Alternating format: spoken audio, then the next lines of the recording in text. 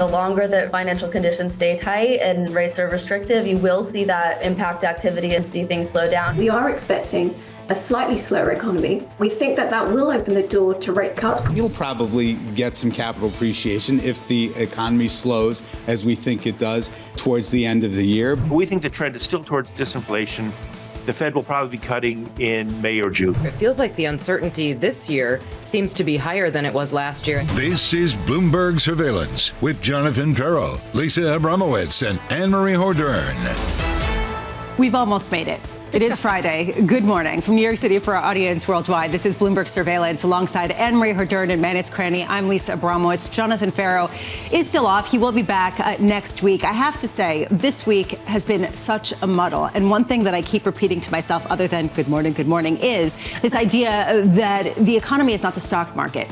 The economy is looking like a muddle, but the stock market, Manus, is looking very good. I mean, it's lit up. I mean, if you look at Nike cutting their jobs, Cisco cutting their jobs, and you're right, the equity market continues to power higher, and it's about the flow and the breadth. And that's what Hartnett at Bank of America says this morning. Over the past 4 weeks, you're looking at some of the biggest inflows, $60 billion, the biggest inflows since 2022. But it's the breadth that he focuses on. U.S. equity breadth is the worst since 2009.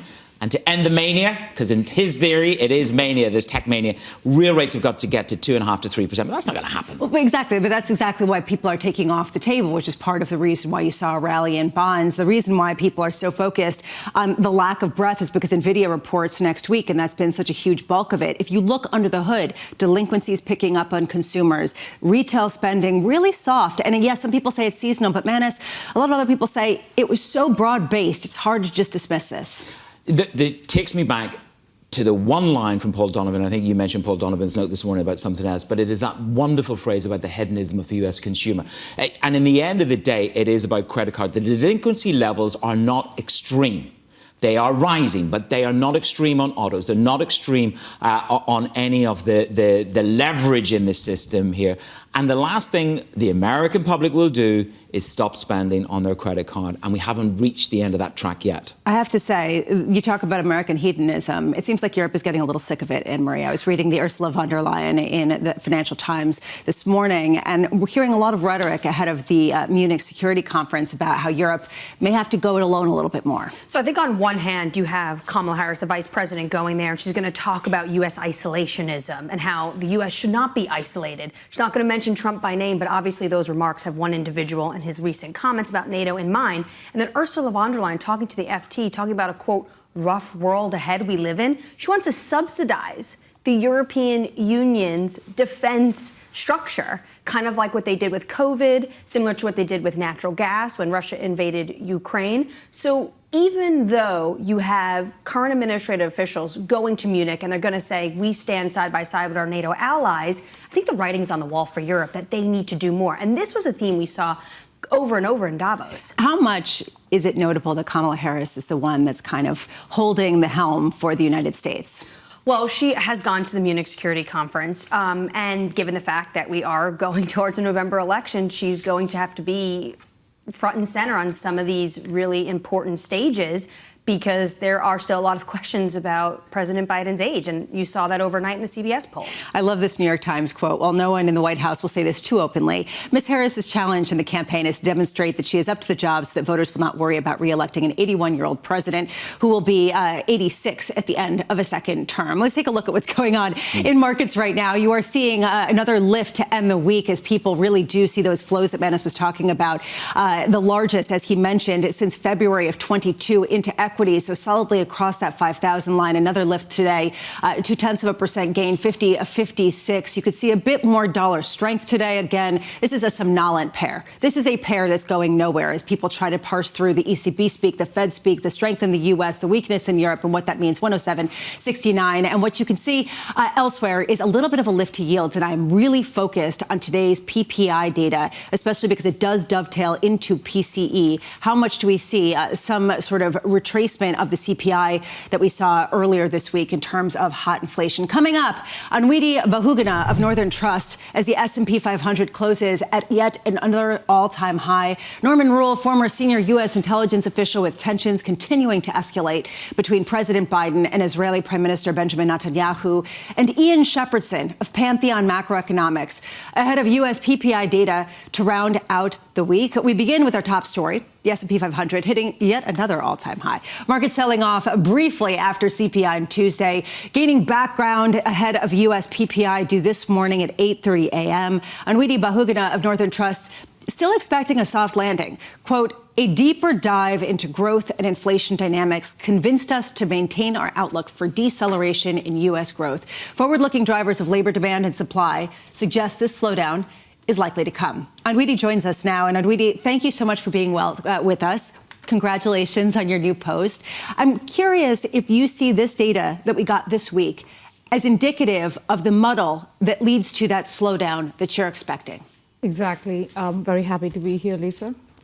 I think you all were talking about the economy is not the market, and I think that very much resonates with me. This was a crazy week for the economy. We started with Tuesday, inflation number, surprising to the upside, and everyone then completely forgot about that on Thursday, right? Like, we are back to new highs. And that's because this outlook we had of growth decelerating sort of came into picture on Thursday. January was so strong on all fronts that we spent a lot of time thinking, are we wrong here? Do we think deceleration will happen? Or are we going into this no landing thing that people talk about where growth continues to be super strong? And, 3.5%, 4% growth for the US economy is double the potential capacity of the US economy. So that was really our fear that if that happens, that's great for the US consumer and all, but what does that mean for the Fed? And the markets are driven more by what the Fed is up to and less by the, What I'm struck with is if you really do believe and you have conviction in a slowdown that other people don't have conviction in, wouldn't you go full on into duration? Not really at this point because of the inflation dynamics also, because, you're watching PPI, PCE comes in strong. That means rates are still under pressure. And that delays the Fed hike, and you don't really want that duration right now. Because the economy is slowing, but it's not recessionary. So that's the major difference, because if it was recessionary, then you would want a lot of duration on your portfolio. So not right now. That takes it. You look at the forward drivers on employment, and this is something that you specifically look at, and you have concerns. You talk about those as being a strong indicator of a slowdown is likely to come, but yet it doesn't sound like you're looking for a hard landing. So what are the cracks in the labour market that I should be paying more attention to? Because unemployment rate is being very, very well behaved at the moment. Wages are fine. Wages are actually strong. So what are the cracks that you see? So the cracks are really not on any of those metrics because those are really, I would say, coincident at best. So the forward-looking indicators to me are what's happening to the JOLTS number. That's indicating demand's coming down. And another thing we look at, it's sort of within JOLTS, hidden there, is the hiring rate. And if you look deeper into the hiring rates and its correlation to wages, hiring rate and quit rate, those things are coming down.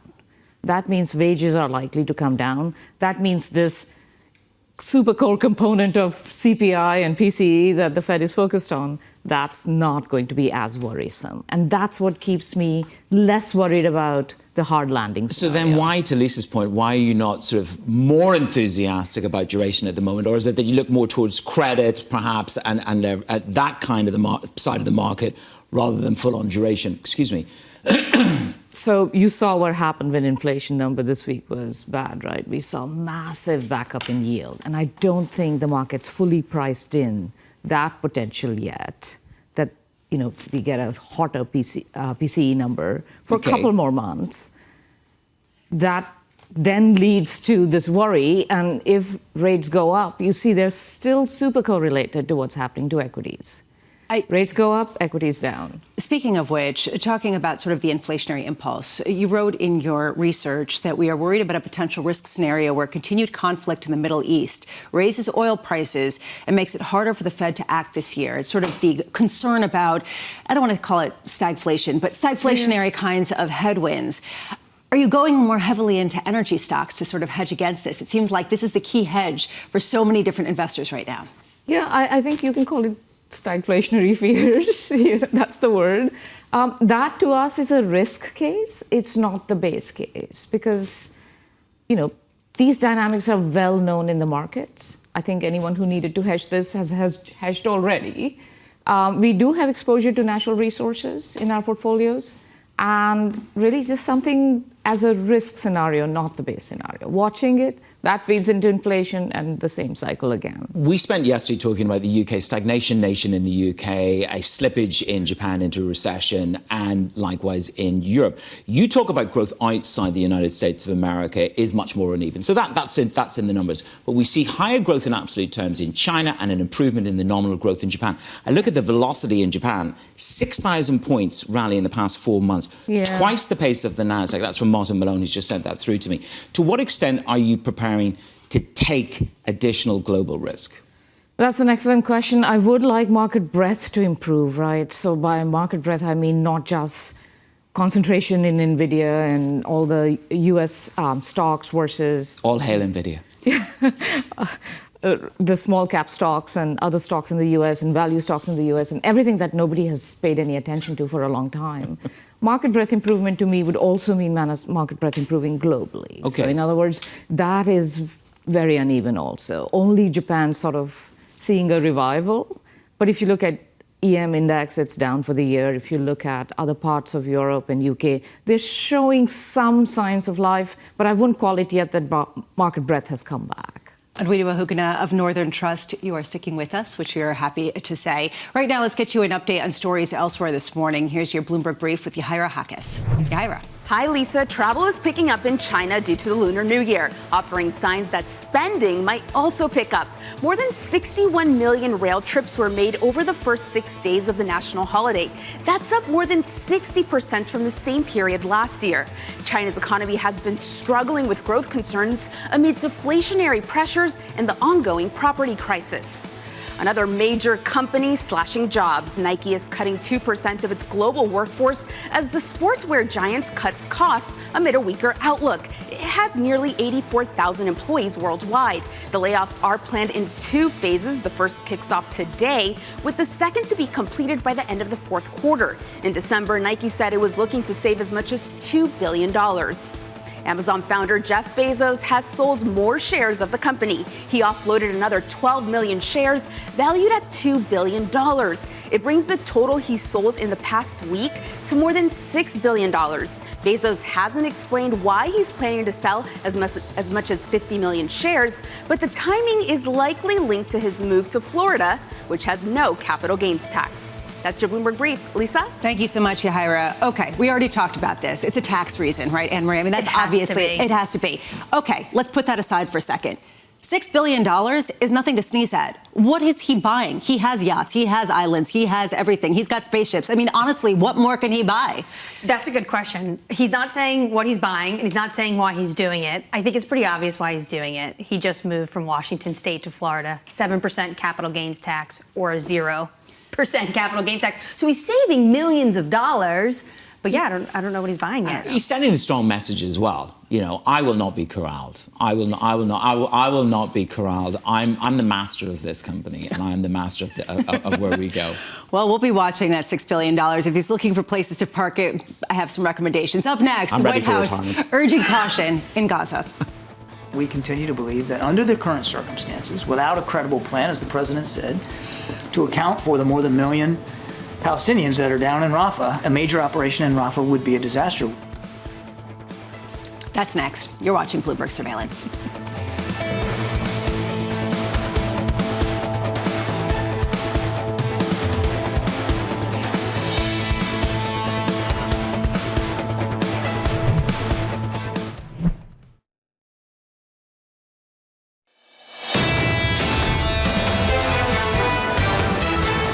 This is Bloomberg Surveillance. Welcome back. Jonathan Ferro, Lisa Abramowicz, Annmarie Hordern. John is off today. Manus Cranny joining us for the morning, which is a great thing, to parse through a muddled week, although of gains. And this really has been a key moment where maybe, yes, we are seeing more layoffs, although people maybe are getting hired. But stocks continue to rally as companies protect their margins and do buybacks and share dividends. Futures crossing that 5,000 mark solidly, up another 0.2%. The euro dollar is doing nothing, basically fluctuating, and 10-year yields higher by about 3 basis points. Under surveillance this morning, the White House urging caution in Gaza.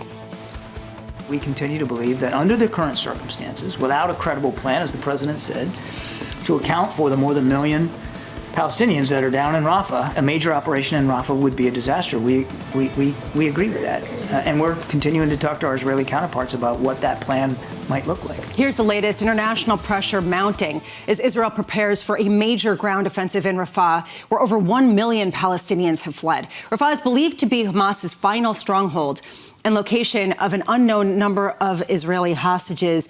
Joining us now for some clarity, Norman Rule, former U.S. intelligence official, senior advisor to the CSIS Transnational Threats Project. Norman, always wonderful to get your thoughts. What do you make of recent reporting on some sort of walled-in area in Egypt on the border with Rafah? What do you make of some of the reports in the New York Times and the Wall Street Journal overnight?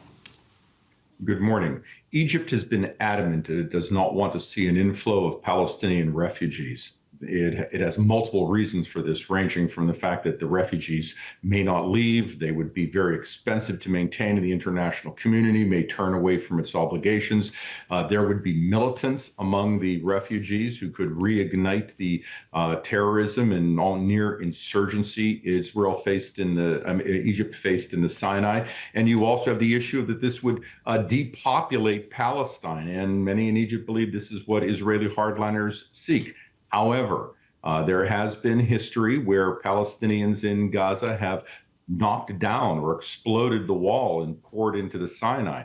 So although the Egyptian government has denied that it's indeed building a wall, there is some reason to believe that they would build a fenced-in area that would allow some number of Egyptians to, Palestinians to flow into Egypt and then be kept there as temporary refugees until the situation stabilizes. With a border wall in Egypt, Norm, potentially would come also Egyptian army to make sure that this is protected. What does this all mean for Egypt and Israel's peace treaty?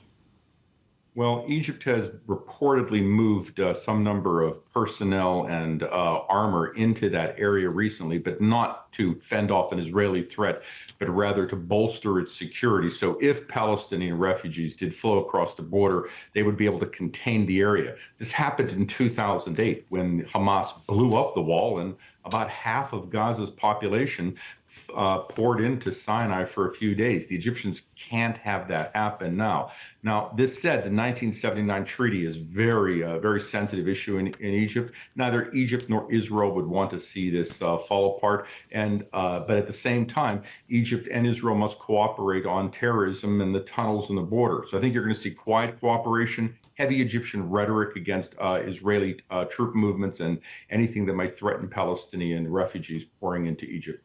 When it comes to Rafah, the president and Netanyahu spoke last night, and the readout says that the president reiterated his view that a military operation should not proceed without a credible and executable plan for ensuring the safety of and support of the civilians in Rafah. Norm, how far apart is this gap between the Biden administration and the Israelis when it comes to this potential ground invasion? Well, the U.S. has been consistent in such statements. At the same time, there's no evidence that the Israelis are going to pour in a conventional military force and conduct an operation that would, in essence, produce a cataclysm among such a heavily populated area. Approximately 1.4 million Palestinians are now gathered in about 17% of Gaza's geography. You can't attack that effectively without causing a humanitarian disaster. I think we're going to see Israelis attempt to move out the population. It will be difficult difficult to identify alternative locations, and then to conduct surgical strikes against Palestinian leadership. About 1 brigade of Hamas remains active in Hamas, and they've got to in Rafah, and they've got to work against the tunnel structure underneath Rafah, because there are hostages located there, Hamas leadership, as well as Hamas remaining fighting force. Norm, good morning. We're also seeing rising tensions to the north of the country in the border. There's new salvos of missiles coming in from Lebanon, about 13 kilometers into Israel. How would you describe that flashpoint? Because this comes at a very, very tenuous moment in time.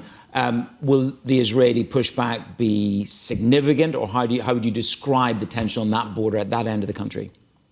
Beginning February 14th, violence at the Lebanese-Israel border reached a new high because of Hezbollah extending the distance of its strikes into Israel. But we're not yet at a point where either Israel or Lebanon or the Hezbollah would seek a Lebanese war. The Israelis continue to respond to such strikes, which killed an Israeli female soldier and wounded others, by conducting surgical strikes within southern Lebanon against Hezbollah and other militant positions. And this week they killed two Hezbollah commanders, mid-level officials who had been involved in operations against Israel. I think this is how we're going to, this will continue to take place for coming days. Norman, I got to say, all of this seems like it would be escalation in a previous time and place. What counts now as escalation when so many people are basically counting this as something that's simmering but that will get resolved? You're absolutely correct. We need to keep in mind that there are 80,000 Israelis who have been displaced from northern Israel and 120,000 Lebanese from the southern Lebanese border. We're looking at a state where Hezbollah continues to believe that it can fire into Israel, and Israel will respond to retaliate and destroy those firing positions. The Biden administration is adamant that it believes that by reaching a ceasefire or some sort of an agreement, that it will suck the energy from proxy attacks against Israel. I'm not so sure, but it does have some logic. At the same time, Lebanon is in a very terrible economic situation. It has no president. It hasn't for a year. It's got a caretaker prime minister. The Lebanese people and polities certainly don't want a war. So I think we're going to see Lebanese Hezbollah operate within that framework. There is a risk of an incident that produces a lot of casualties, and that then sucks in retaliation on both sides. Norman Rule, former senior U.S. intelligence official, thank you so much. Annmarie Hordern of Northern Trust still with us. And one thing that we talk about is all of the cold wars that are turning into hot wars around the world. How do you work with this, given that there is so much uncertainty and you don't know the outcomes? Do you just assign probabilities? Do you invest in the military complex? Not at our asset allocation portfolios at Northern Trust. We assign probabilities. Probabilities are also, we would need someone like Norman on our staff to know exactly how to do that. We're aware of this. Really not much you can do about it from a day-to-day market portfolio management point of view. When you look at risk, you talked about risk to oil prices because of the Middle East. Isn't it more of a risk to have demand in China pick back up? Because that's really when prices would lift. Exactly. Demand in China has been weak, and that would be a real sign of market breadth in oil also. We haven't seen commodities really do much in this last year or two also. That would be, at this point, Annmarie, a positive sign of global demand picking up. Annmarie Hordern, thank you so much for being with us. Congratulations on the new post. We look forward to you coming back next. I do want to bring to you this headline just crossing that Russian opposition leader Alexei Navalny has died in prison. This according to Interfax. And Annmarie, this is someone who has been very carefully watched as being one of the main opposition speakers to Vladimir Putin. Do we have any sense, any more details at all? No, but what I do see from his press secretary yesterday is that he was sent to punitive isolation cell, and it was for the 27th time as he's been in this latest installment of imprisonment that he was sent to this cell. Navalny has been able in the past to get individuals out on the street in Russia. If this were to be true, when Interfax is reporting, you have to imagine that there might be some sort of a little bit, at least in some of the more cosmopolitan areas of Russia, some sort of social unrest. But this is something that is going to draw a ton of condemnation from capitals around the world. We will follow this throughout the morning. Coming up, a look at where oil is trading in the midst of the conflict in the Middle East, other conflicts as well, with Amrita Sen of Energy Aspects. You're watching Bloomberg Surveillance.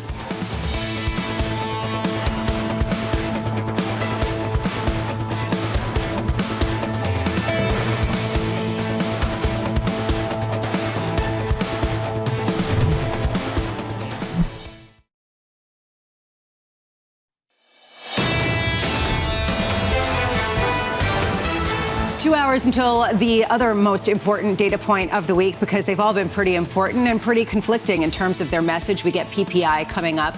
Welcome back. This is Bloomberg Surveillance. Annmarie, Hordern, Lisa Abramowicz. Jonathan Ferro is off today. Futures still rising up 0.2%. You can see bond yields climbing just a touch. No drama to end the week as people really parse through exactly what the Fed will do and what this data means. You could see NASDAQ futures outperforming this morning in a risk-off day where the Russell 2000 is underperforming. Yields, 2s, 20s, 2s, 10s, and 30s, you could see lifting across the board. Although, again, no drama. Two-year yields, though, around some of the higher levels of the year, 460, as people parse through just when the Fed can cut rates, given the fact that you are seeing some strength. And, Manis, yesterday, we heard from Raphael Bostic of the Atlanta Fed, traditionally a real dovish voice. Yeah. And he didn't sound that dovish yesterday. No, he wasn't convinced that the trajectory, the train, it's not absolutely on target to reach its destination.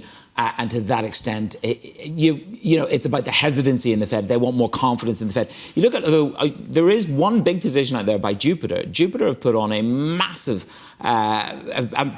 treasury bet for them. They expect a hard landing, 400 basis points of a cut, because they look at the analysis of rate cutting cycles. And I don't know whether the debate is this: what is this rate cutting cycle going to be? What will it look like? Traditionally, you get between 350 and 375 of cuts in a cycle. We're nowhere near that in pricing. So this is where the market is at the moment. There's a number of divorces at play. There have been a number of divorces at play and a number of people who want to work as mediators to maybe pick up a couple shekels in the meantime. Meanwhile, in the euro dollar, you are seeing this sort of stasis. And we've been talking about how this is the most boring pair in the world, just simply because it's very hard. You game out the model. Well, somnolent, sleepy, stasis, whatever you want to call it. There's really a question mark around the divergences in policies, the divergences of growth rates, and what's exactly going to drive that. Under surveillance this morning, on a related note, ECB Governing Council member Francois Villeroy de Galou warning that the ECB should avoid waiting too long to cut rates. So really talking more on the dovish side, speaking to a French newspaper, saying that the risk of moving too late exists at least as much as moving too soon. The comments coming with rising anticipation that the ECB may be the first major central bank to cut rates. And Manis, this is what a lot of people were saying last year, that the ECB would move first, and that, frankly, they have more reason to, just simply because growth isn't there. Well, you just look at what the number that Nagel gave Germany in terms of their economic position, 4 out of 10. The slowdown in Germany, which was the bulwark of European growth. If you look at what Francois de Gallo says, Villeroy de Gallo says, 3 successive degrees of freedom can be another argument not to overly delay the first cut.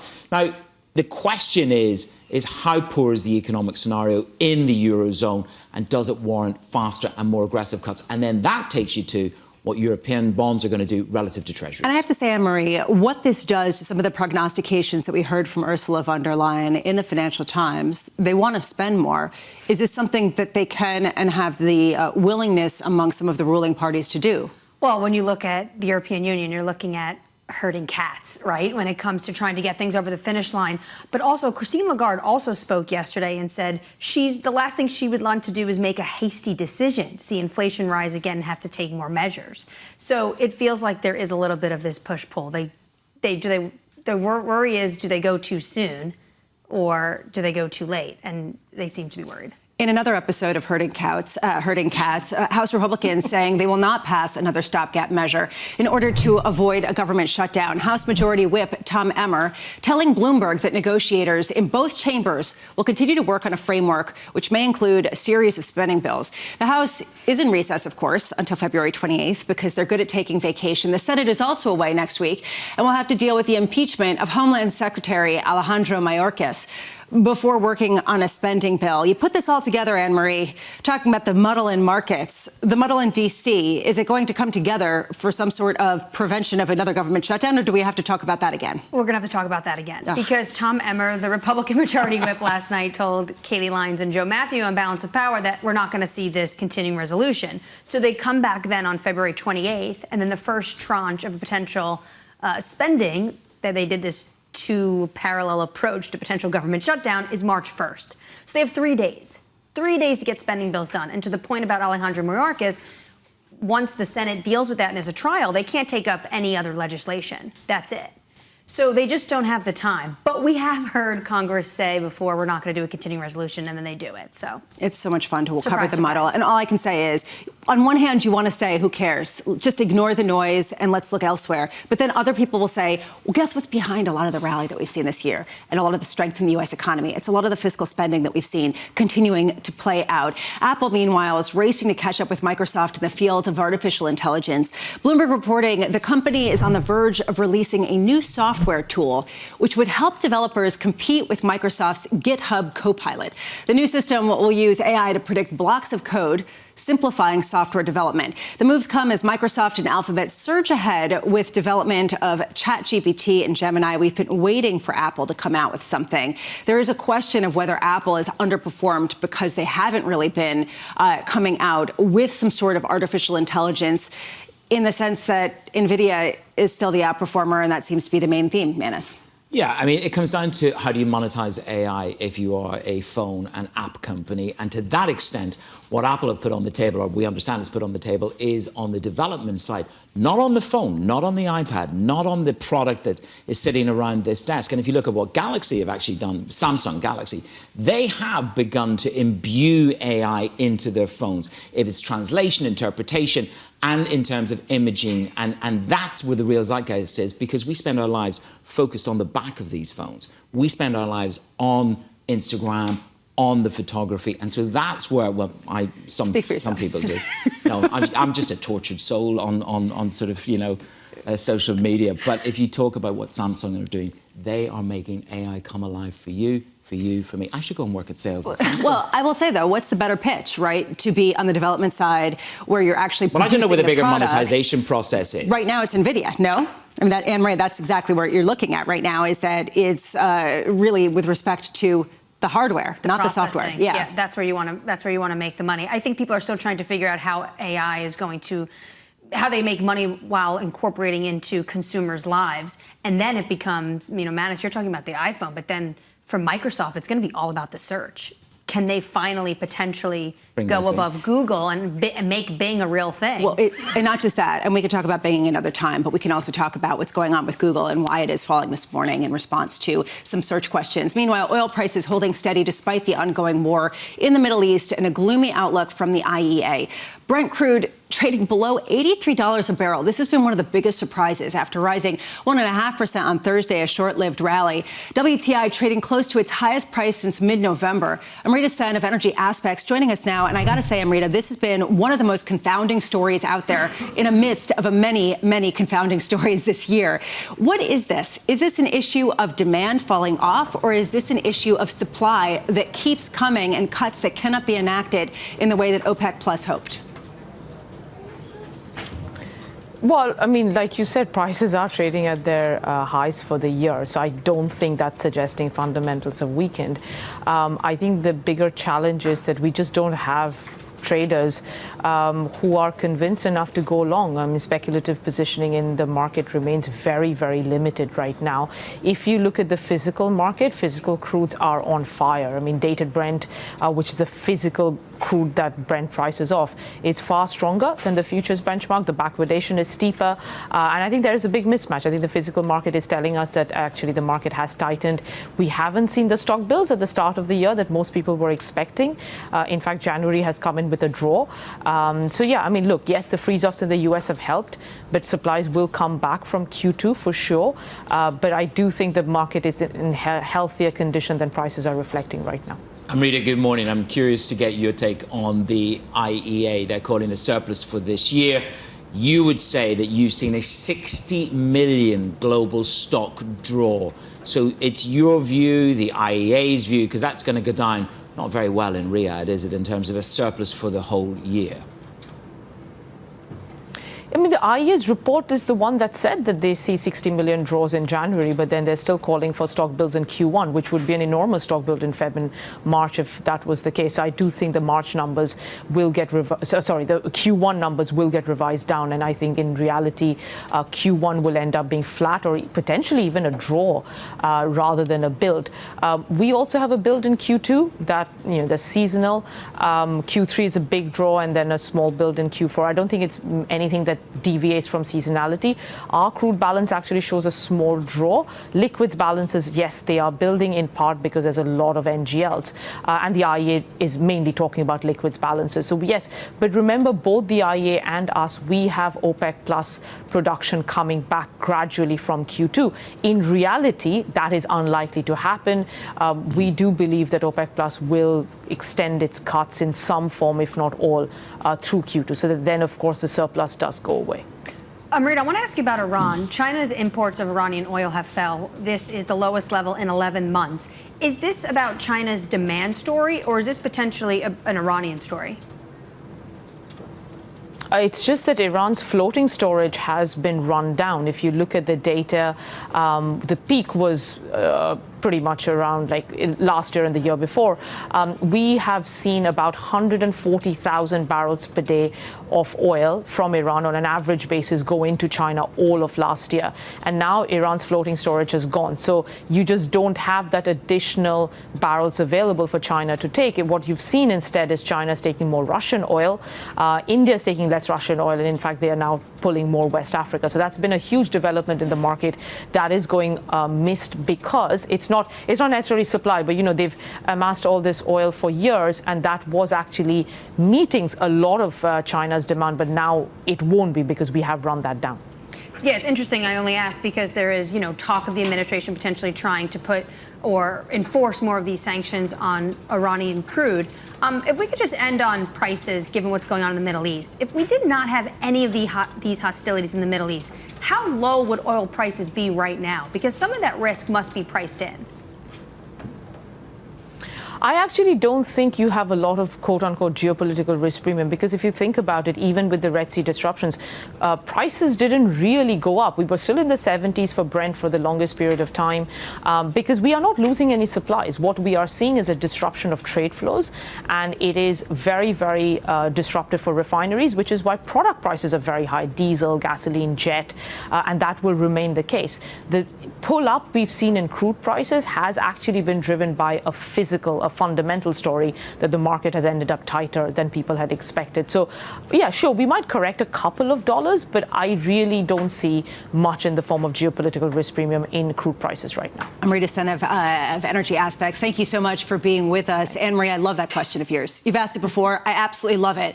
And her answer was really telling. It's not priced in, period. So people aren't hedging for it, and she says this is because supplies actually haven't been hit. Yeah, it's more cumbersome and it's really a long way away to go around Africa, but actual supply has been fine.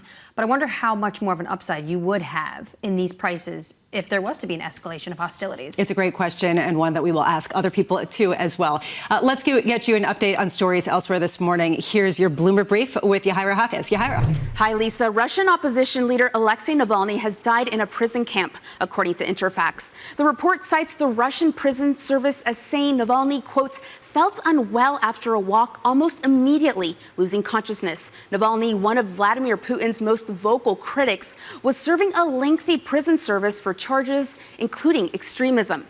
KKR is leading a $2.8 billion private loan to help finance Clarion's Technologies' acquisition of SafeFleet. That's according to Bloomberg sources. Clarion's Technologies makes transportation safety equipment like lighting and signals. It announced completion of the acquisition yesterday. KKR declined to comment. Deutsche Bank is tightening its work from home policy. Managing directors will now have to go into the office 4 days a week, while all other staff are required to go in at least 3 days. Before, some employees were able to work from home up to 3 days a week. The bank writing in a memo seen by Bloomberg that its current real estate usage is, quote, inefficient. The changes go into effect starting in June. That's your Bloomberg Brief. Lisa? And thank you so much, Yahaira. How many people more are going to backtrack on some of the work from home kinds of policies? We've seen this again and again. I'm rolling my eyes because none of us worked from home. And the pandemic is over. Go back in. Okay. Support Jamie Dimon's going to be on the phone to her later on. Coming to you. Commercial real estate. We'll get into that later. Up next, Fed President Bostic saying there's no rush. We will likely soon contemplate the appropriate time for monetary policy to become less restrictive. A strong labor market and macroeconomy offer the chance to execute these policy decisions without oppressive urgency. That's next. You're watching Bloomberg Surveillance.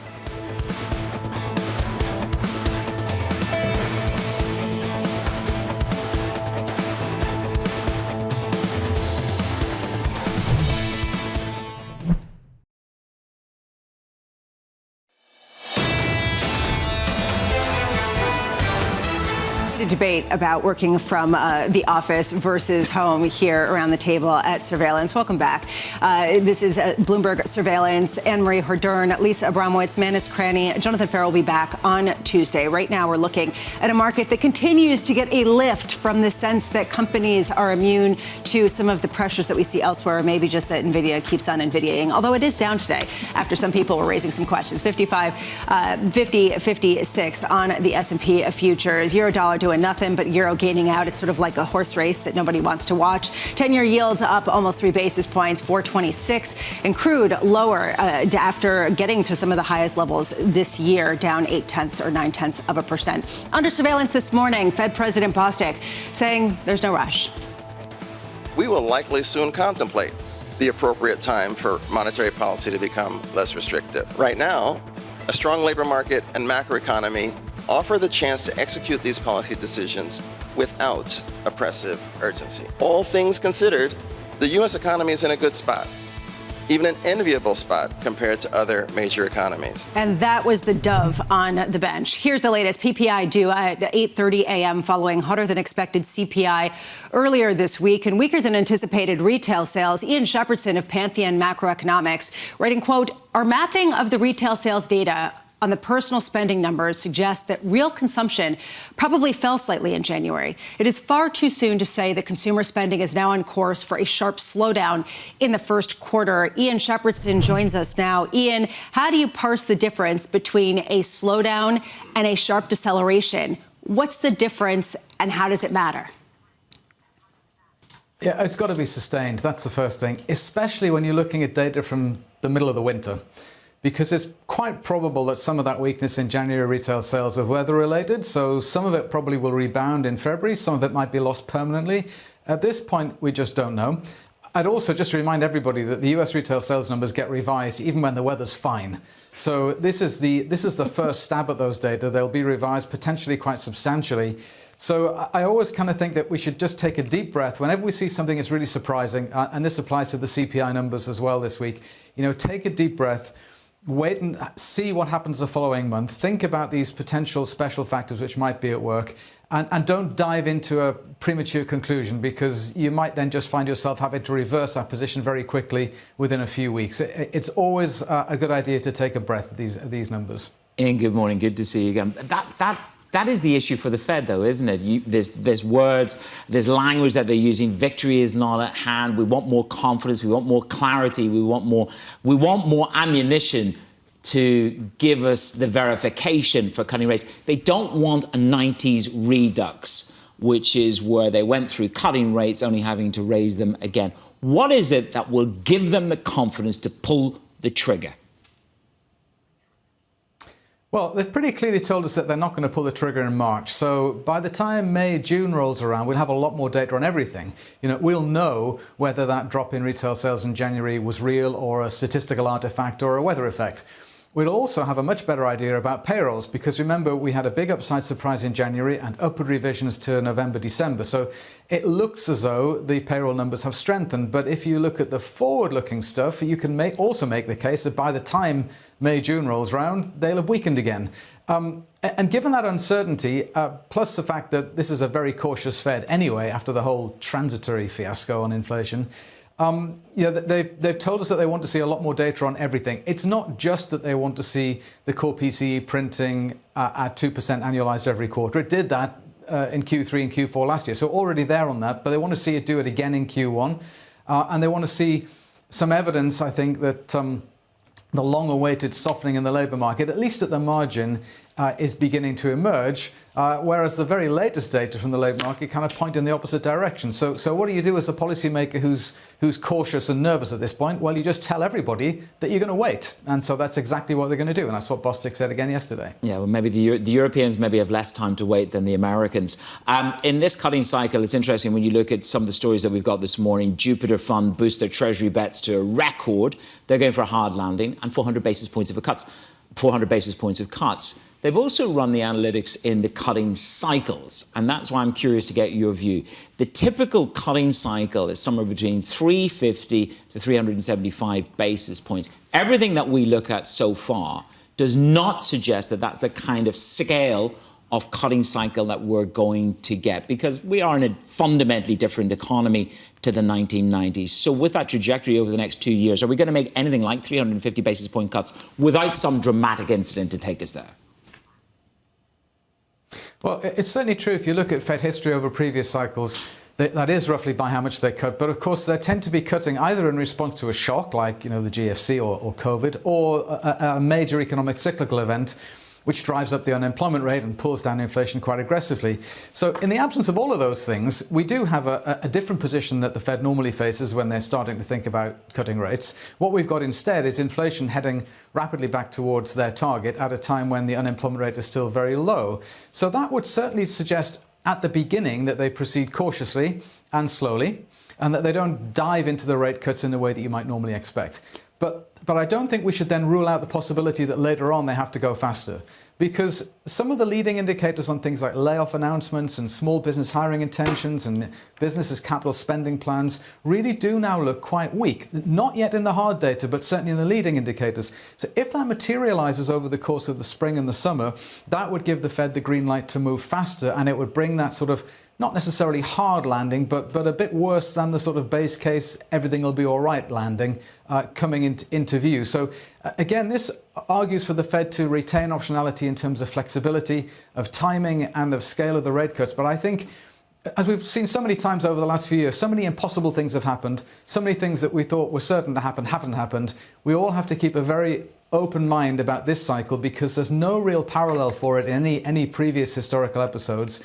So I'm certainly not saying that there's no chance the Fed cuts by 400 basis points in this cycle, but I certainly think that at the beginning, they're going to be very careful not to send the signal that that's what they expect. 2 years down the road, who knows? I mean, I think we all have to be quite humble here. With respect to the layoffs, are we seeing the end of labor hoarding? That's a good question. I'm sure there was a lot of labour hoarding in 22-23, because businesses just found it so difficult to rehire people after the pandemic. That's got much easier now, because participation, especially among younger people, is now at record highs. And I do think that now that sort of intensity of, it was so difficult to get these people, I'm not going to let them go, I do think that's beginning to fade a bit at the margins now. And I think there's a very good chance that as this year progresses and we see businesses' margins coming under a bit of pressure as consumption maybe softens a little bit and they just have to fight a bit harder to maintain their market share.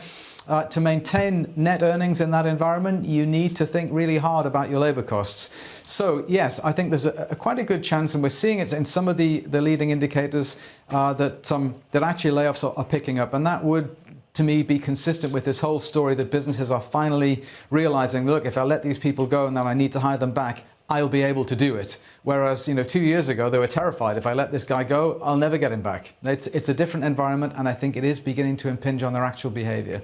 Ian Shepherdson of Pantheon Macroeconomics, thank you.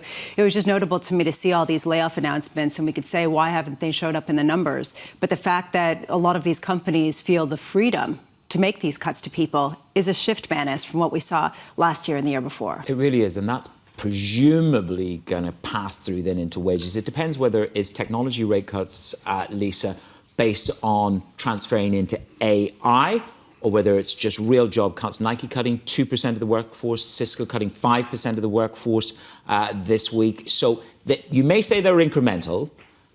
Technology has dropped, 32,000 jobs approximately, and that was the last count. So it's probably gone up since then so far this year. So it is about an ability to be a little bit more punchy with the workforce. I think it's also important to note where are these layoffs coming from? Like in UPS, it was people not delivering the packages, but in the back end, in the offices. But to your point, Lisa, the data is so noisy and complicated, because why is it not showing up?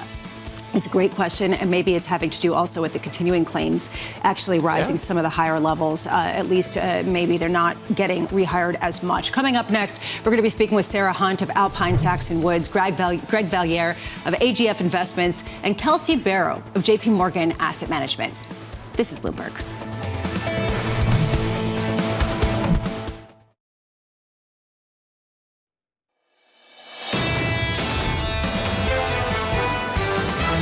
We will start to see some weakness in consumers, really on the margins. There could be some fairly significant implications for margins later this year if you don't see CPI continue to fade. We have seen the highs in inflation. We're in a disinflationary environment. The issue for consumers is that companies haven't really dropped prices. The consumer is a little bit more stressed than what they were before, but as long as employment's strong, I think there's a resiliency that sits within all of the consumers. This is Bloomberg Surveillance with Jonathan Ferro, Lisa Abramowicz, and Annmarie Hordern.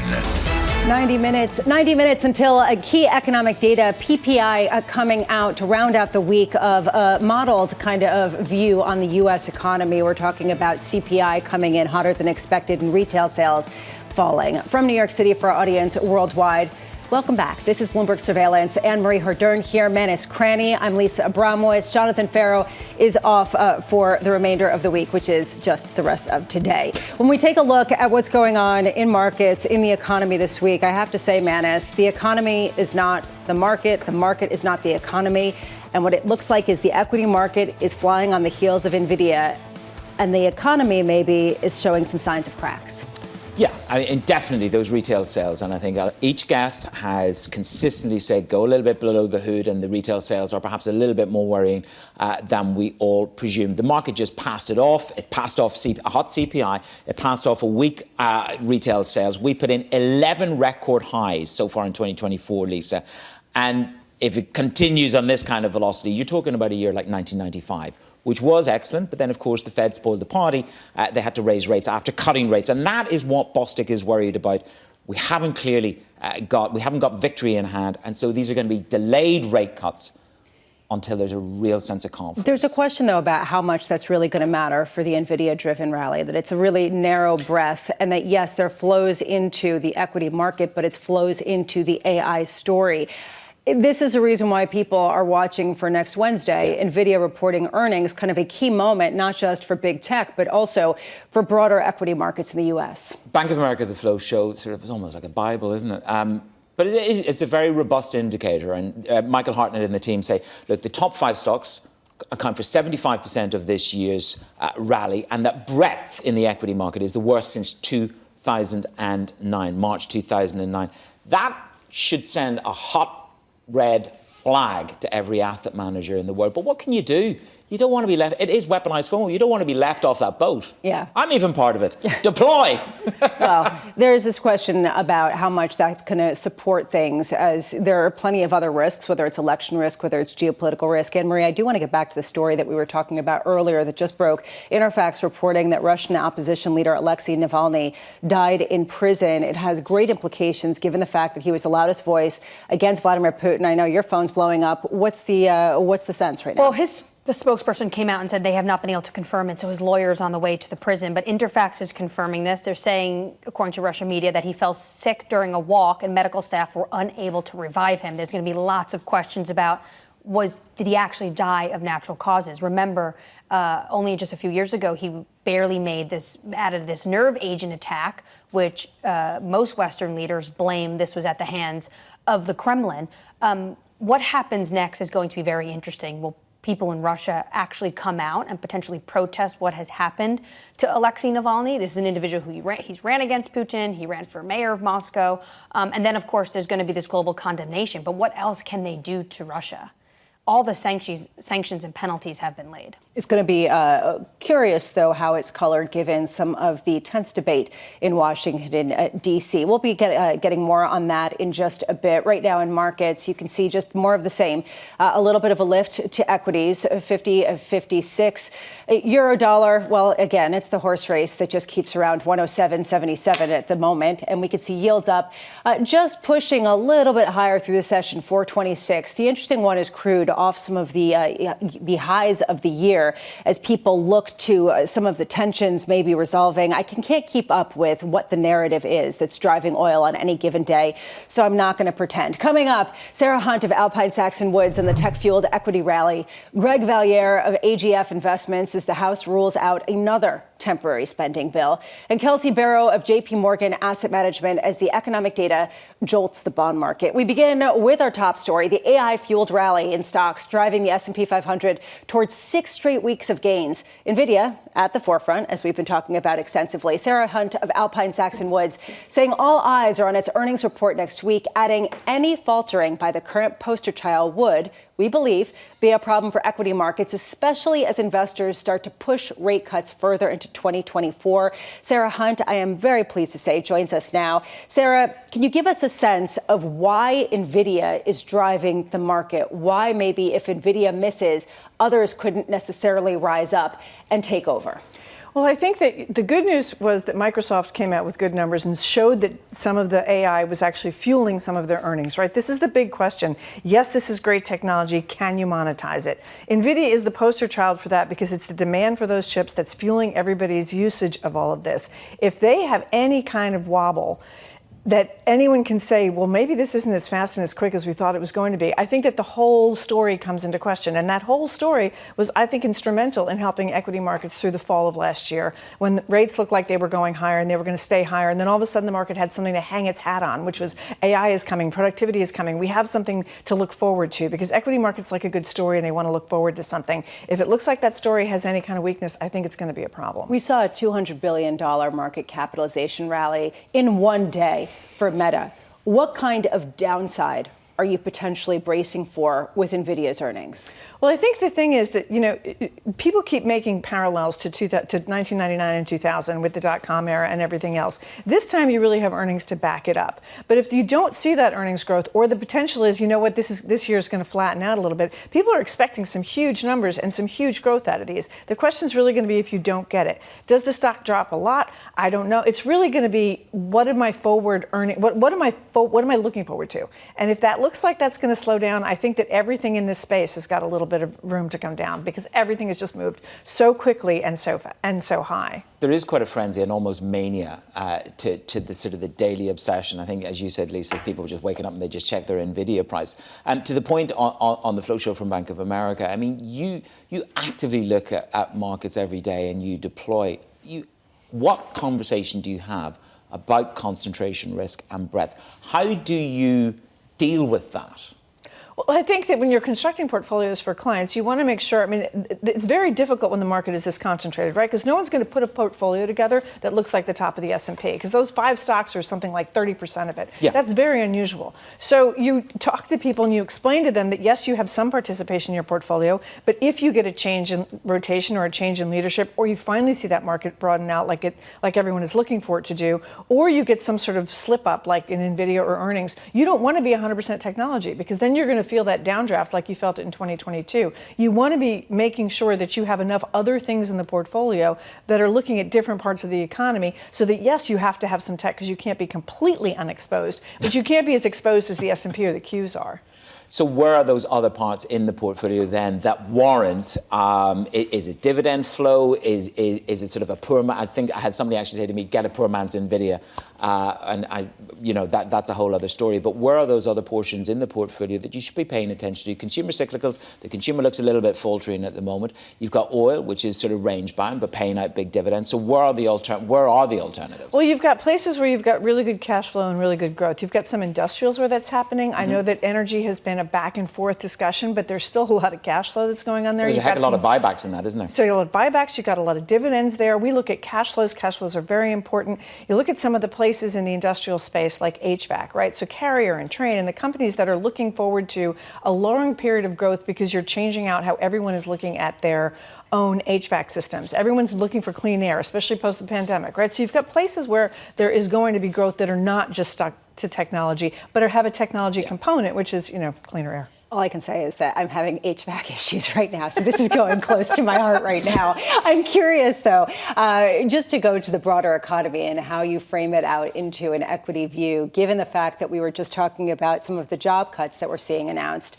How you view this, given that it's not showing up in some of the numbers that we're seeing in terms of unemployment? Well, it reminds me of the job cuts that we started to see. When Facebook finally said, you know what we've got to do, Meta, we've got to cut our forces, we have to stop spending, we have to do this. A lot of those job cuts didn't show up because they were in the higher echelons. And the question is that what's going on right now? Or is there some combination of people taking second jobs because the jobs numbers look so strong? It is hard to parse out exactly what's happening, but you can certainly see that there is some stress on the low-end consumer. You're seeing delinquencies come up on credit cards. You're seeing auto loan delinquencies come up. There is stress in the low-end consumer, but right now the higher-end consumer is still consuming, and so therefore you don't see that balance isn't there yet quite. But I think that there's some real stress under the hood of the system, and I think that's where you have some real tension going forward. This is what a viewer wrote in. The fact that if you're on the higher end of a pay scale, you actually cannot qualify for some of these unemployment benefits. So in that sense, is it those that are on the lower end of the socioeconomic scale in the United States that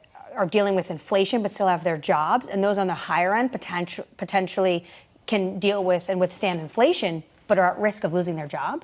There's a near-term series of issues of having your job and being able to deal with inflation, because I talk to people all the time who are not in the higher end, who are saying, look, it doesn't matter that inflation isn't going high as fast. The price levels are much higher than they used to be, and they're not coming down. So yes, you might still have your job, but that spending is going to be tricky as you start to move towards we're really fully out of COVID savings. Whatever raise I got isn't covering the fact that I'm going to start substituting down. Look at Kraft Heinz. Look at some of the earnings in the space where people are going, I'm going to trade to cheaper ingredients because it's too expensive to keep doing what I'm doing. And yes, to the high end, people are still spending, but if they're out of a job long enough. Do you buy into the administration's idea that there's greedflation, corporate gouging, and what companies are doing is shrinkflation, and that they should actually be passing it on to the consumer?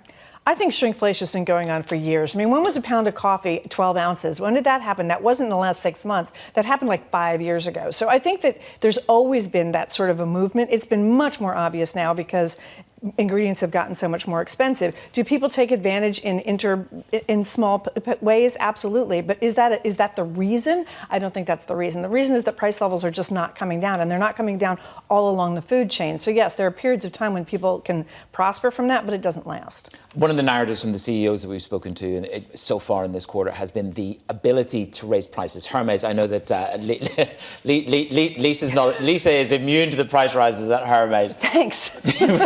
It's true. But what we are seeing is somebody like Hermes is able to really premium price.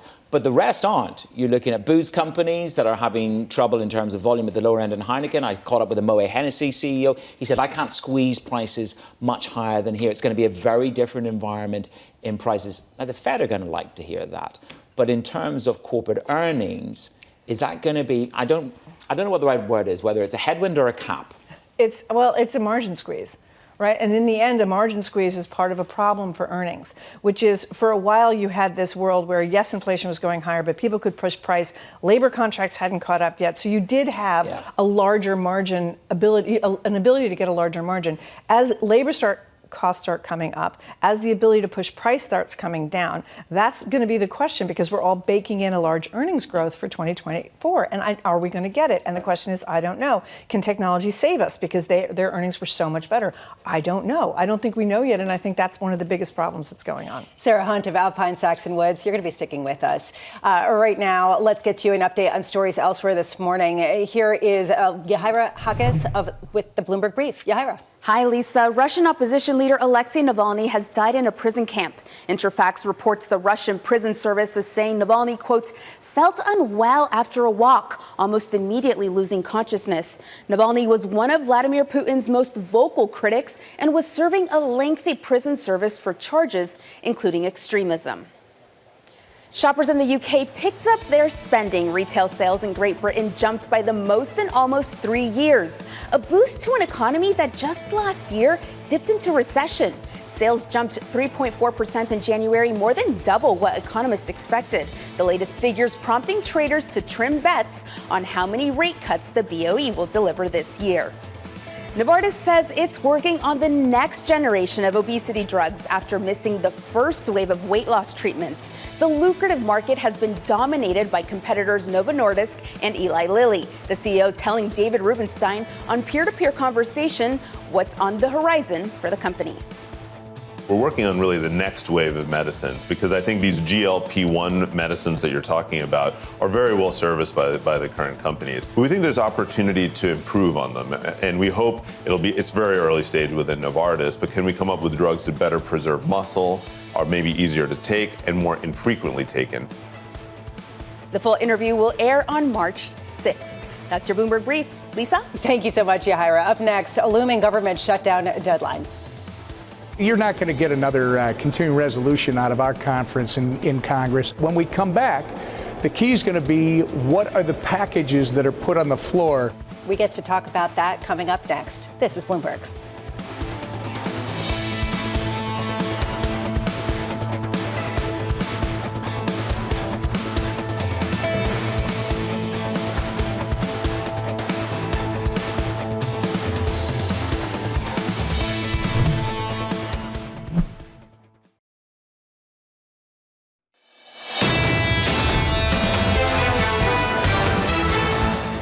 This is Bloomberg Surveillance on a Friday, which we are all happy about after muddled data. Right now, we are looking at markets that are lifting after a week of record highs, albeit with one hiccup. Right now, you're seeing yields just marginally higher. Euro dollar not doing much, but crude markedly lower as people take a look at maybe supply, maybe risk that they see as diminished. Really, there are a lot of crosswinds there. It has been a curiosity. Under surveillance this morning, yes, we're talking about this, a looming government shutdown deadline. You're not going to get another continuing resolution out of our conference in Congress. The last one was difficult, and that was done because our speaker recognized that there just wasn't enough physical time to process all the bills once the House and the Senate had agreed on the top line number. When we come back, the key is going to be what are the packages that are put on the floor. We should be there before the first deadline of March 1st. And probably everyone heard blah, blah, blah, blah, blah, because how many times have we heard this before? Here's the latest. 2 weeks out from the next deadline to avoid a government shutdown, House Republicans ruling out the chance of another temporary spending bill. Greg Valliere of AGF Investments saying everything's still on the table, writing very few GOP lawmakers want to shut down. The reputation of this Congress is in tatters, so they're exploring all options, including another extension, perhaps for the rest of the year, or a deal that would require votes from Democrats. Greg Valliere, I'm very pleased to say, joins us now. Greg, do you like talking about this?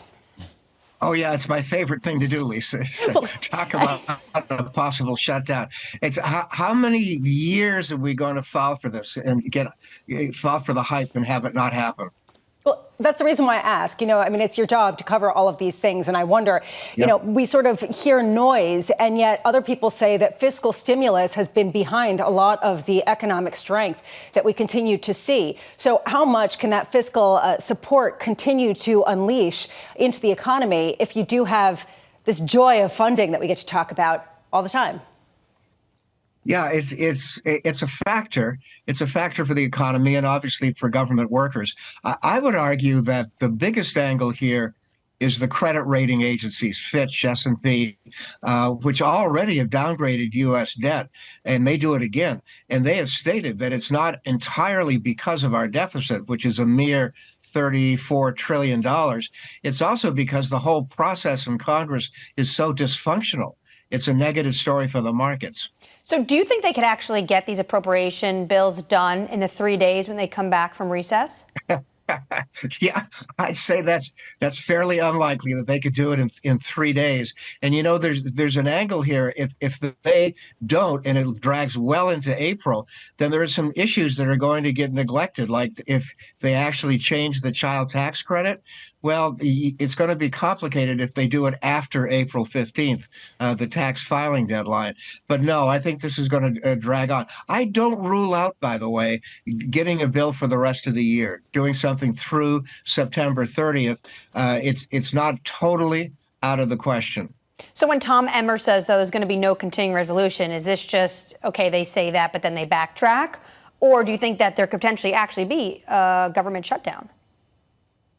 I think a government shutdown is unlikely. It's been such a chaotic last few months for this House. Do they want to be humiliated further?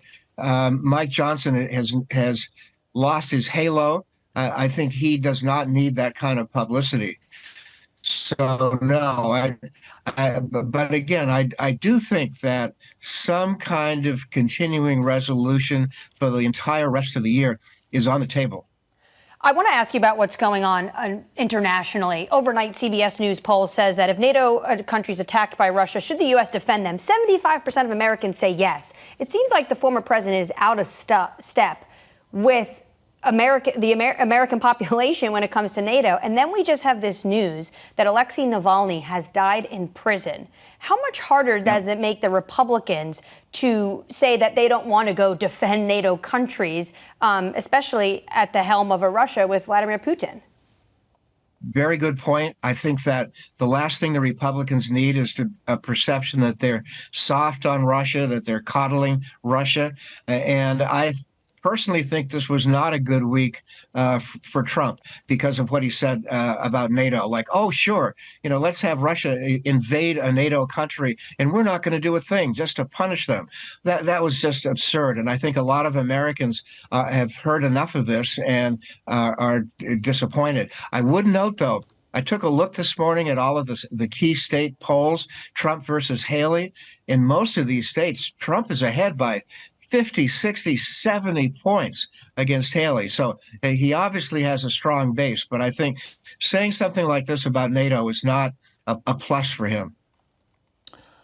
In terms of how that plays out, I mean, at the election, will Americans really focus on international multilateral organizations when it comes to making the decision about their president or their party? I think two things will dominate.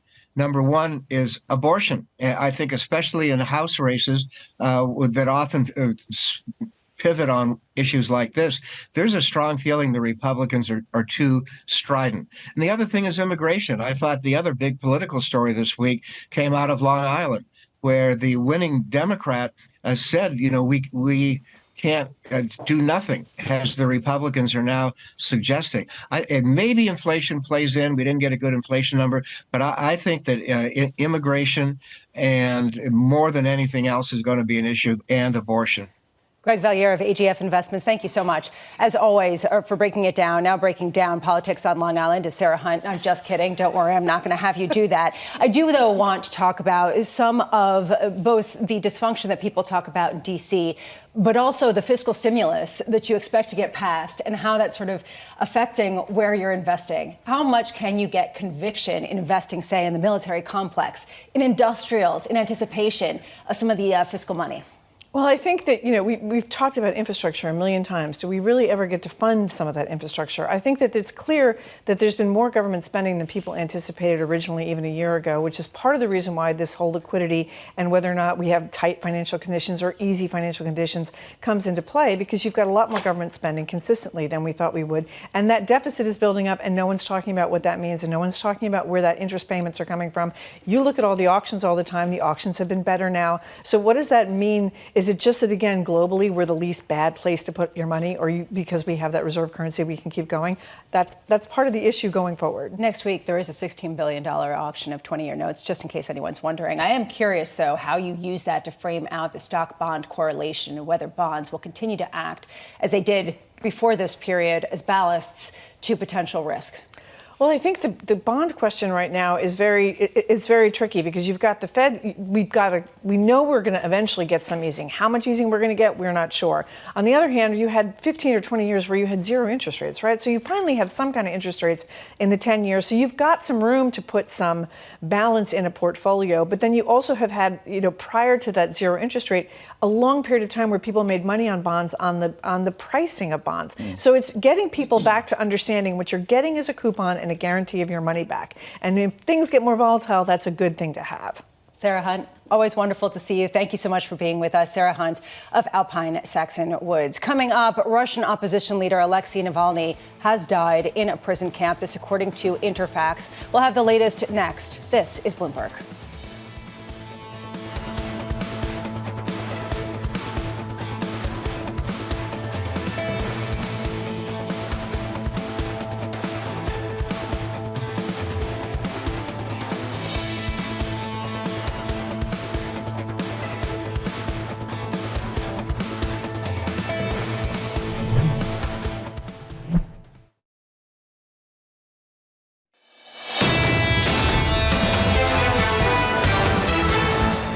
About an hour until we get the latest in a slew of rather confusing economic data points. PPI coming up at 8:30 a.m. Eastern. Right now in markets, the data has mattered for a hot second, and then it didn't anymore with hotter than expected CPI cratering at least the bond and certain aspects of the stock market earlier this week, and then things reprised back to their gains and record highs. S&P futures back from some of the earlier highs, up just now about 0.1%.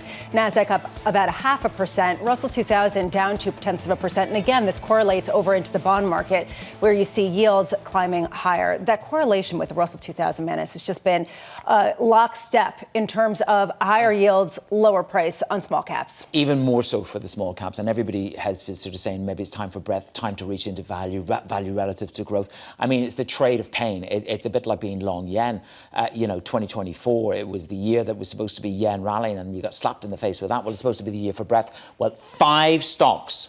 Look at the flow show. 5 stocks from Bank of America have delivered 75% of the S&P 500's return. And if NVIDIA does not deliver, as we said, for the past 2 days, it's going to be a shock. And that's what Sarah just said just a moment ago. If NVIDIA does not deliver, it's going to be a Damascene moment for the equity market. Which is a reason why people are perhaps not trading too much. We are seeing yields marginally higher, close to the highs of the year, 461 if you round up on the 2-year.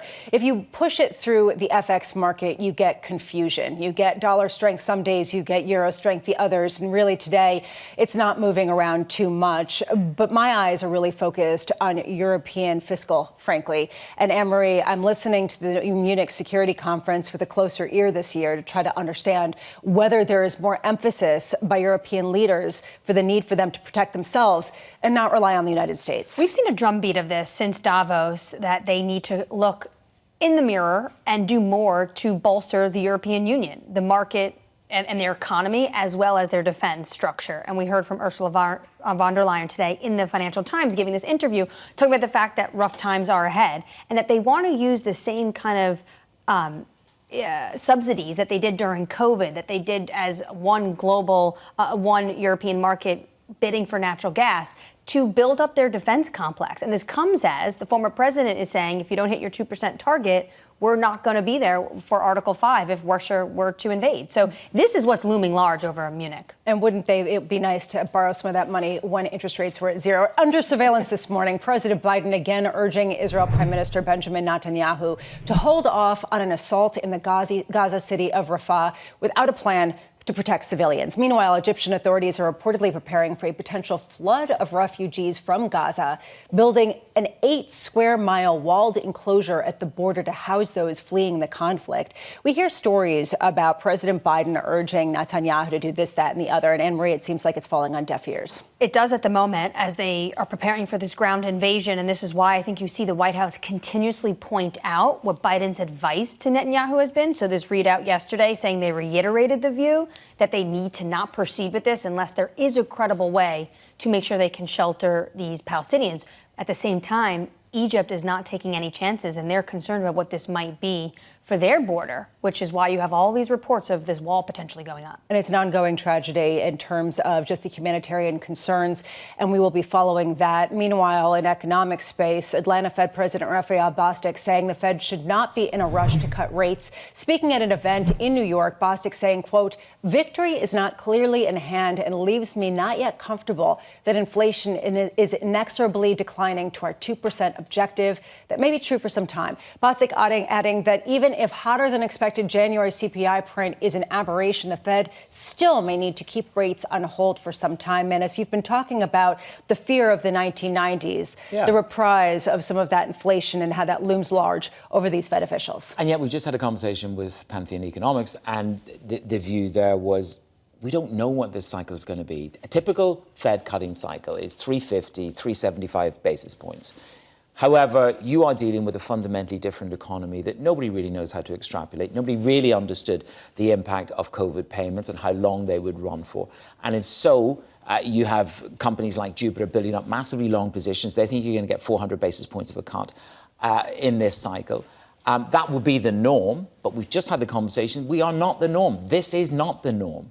We are not seeing job cuts or unemployment or wages reaction function is a little bit more normal, but job cuts are not the norm.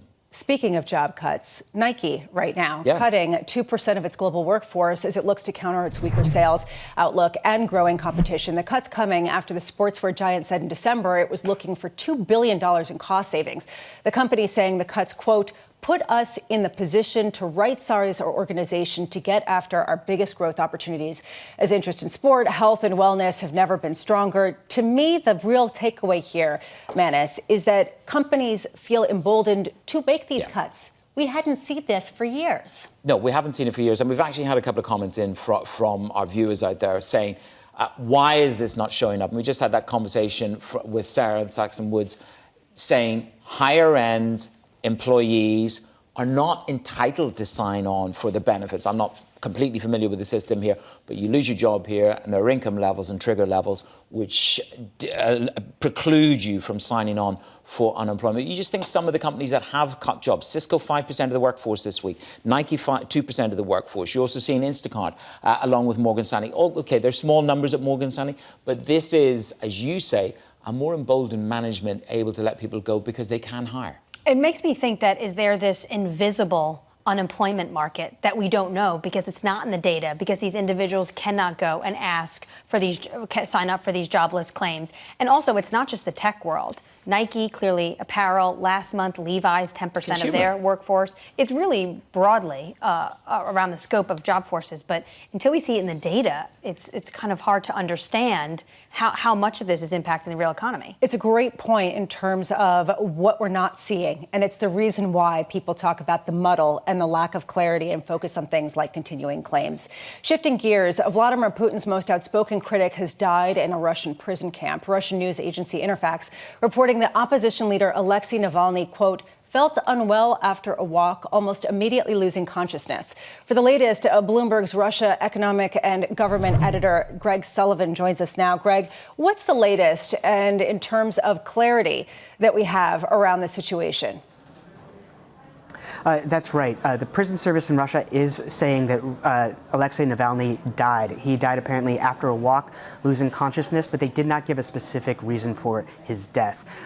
His spokesperson on the X social media platform just recently said that one of his lawyers is in transit to the village where the prison is, but at the moment they don't have direct confirmation. Yet still, condolences and statements from world leaders are starting to roll in response to this event. Will there be any response, Greg, on the ground in Russia? It's hard to say. On the one hand, Navalny did build up a lot of support. He had sympathy of people as he sought to campaign against corruption and try for public office. But on the other hand, Putin has been waging a crackdown on dissent that is some of the strictest that we've seen in decades in Russia. He's really made sure that anybody who's opposed to the regime has either been imprisoned or forced to flee. Even Navalny's organization was branded a group of extremists, and many of them had to leave the country. So whether any kind of visible outcry over this could happen remains to be seen. But certainly there will probably be some people feeling reactions to this. Greg, we've seen some lines come through from Zelensky, who is speaking. He's saying that Putin must be held to account for Navalny's death. That's a pro forma response that you would expect. But how does the international community act in response to this? Because they're already sanctioned within an inch of their life against Russia. They're already exerting forces there. How can the international community react? Words they have, actions perhaps less potent. That is a great question. As you said, we're starting to see reactions from world leaders, especially in Europe. Largely, by and large, they're blaming the Kremlin. They're blaming Vladimir Putin for the death of Navalny. But it's unclear what exactly they could do. They have sanctioned Russia pretty heavily, its financial sector. So what tools they have to actually exert influence remains to be seen. Greg, when we take a step back, I'd love it if you could give us some context for Navalny's importance in a society that's been really ruled with an iron grip by Vladimir Putin. Can you give us a sense of the role that he played as the lone voice of dissent in a country that has really devolved into very much of what people understand as a dictatorship? That's right. Navalny has actually been a figure who's been in the public eye for years at this point. He started off as sort of a local campaigner, activist, opposition politician. He campaigned against corruption. His organization frequently sought to try to expose corruption. He ran for public office, though he was also barred from running for public office by the Kremlin. In a lot of ways, he was the most prominent, the most visible opposition to the Kremlin for years in Russia. So as that, he garnered some sympathy and clearly a lot of notoriety. There was the poisoning attempt on his life, which also probably helped his status. He, of course, flew to Germany for treatment, but then made the decision to come back to Russia, where he was arrested. The Kremlin crackdown on him was severe. He was sentenced to about 30 years in prison on various charges, most of which the U.S. and the EU said were politically motivated. And most recently, a remote Arctic prison. Greg, who fills this hole in Russian society? I can't think of another name that is going to come out and be as critical of the Kremlin as he's been. Well, it's really hard to think of how that could actually happen at this point. Some of the crackdown on dissent that has come from the Kremlin has come partly in response to Navalny, and at this point, it would be hard for anybody to emerge. The Kremlin has really taken any and all dissent quite seriously, and as we saw with Navalny and the about 30 years worth of prison sentences, it would be very hard for someone to kind of fill that stature again. There very well could be critics in the future, but whether they gain the same sort of stature or the same widespread exposure seems doubtful at this point. What do you think Putin's response will be on this? How do you think he will handle this? Do you think that he will be just very aggressive about it, or how do you think he's going to speak to the nation and to the world? Because how he prevails here can give us some indication, perhaps, what we can expect for the rest of the year in regards to the Ukraine-Russia situation. Well, we already have heard from the Kremlin spokesperson that Putin has been informed of Navalny's death. The way Putin has handled, and the Kremlin in general has handled Navalny, they rarely name him. Usually they don't name him. They refer to him condescendingly as the blogger or very dismissively. It wouldn't surprise me if Putin didn't address it publicly or in an offhanded way. He has at times, been floated unproven theories about how he's potentially been poisoned, or so. I don't expect a very direct, or at least a very sincere response on the part of Putin, especially as we move forward with the presidential campaign. Greg Sullivan, thank you so much for being with us. We are just seeing this reported by CNN that National Security Advisor Jake Sullivan says that the U.S. is seeking confirmation of Navalny's death. Right now, let's get you an update on stories elsewhere this morning. Here's your Bloomberg Brief with Yahira Hakas. Yahira. Hi, Lisa. Travel is picking up in China during Lunar New Year. That is offering some hope that spending might also pick up. More than 61 million train trips were made over the first 6 days of the national holiday. That's up more than 60% from the same period last year. China's economy has been struggling with growth concerns amid deflationary pressures and the ongoing property crisis. Apple is racing to ramp up its artificial intelligence capabilities, with the company close to releasing a new tool for app developers. It's understood the new system will use AI to create code more quickly and compete with Microsoft's rival system, GitHub. Apple has been working on the tool for the last year as part of the next major version of its flagship programming software, Xcode. Coinbase shares are rallying in the pre-market after the company posted a profit for the first time in 2 years. Revenue jumped about 50% in the fourth quarter to more than $950 million. That topped analyst estimates. Wall Street has been watching Coinbase closely for signs retail revenue at the U.S.'s biggest crypto platform will be cannibalized by the newly launched Bitcoin ETFs. That's your Bloomberg Brief. Lisa? Thank you so much, Yahira. Up next, Treasury yields hovering near 2024 highs. We're still in the camp that investors should gradually extend duration. Even if the timing of that rate cut gets pushed back a little bit, we think investors should still kind of move out a little bit and lock in those yields. That's coming up next.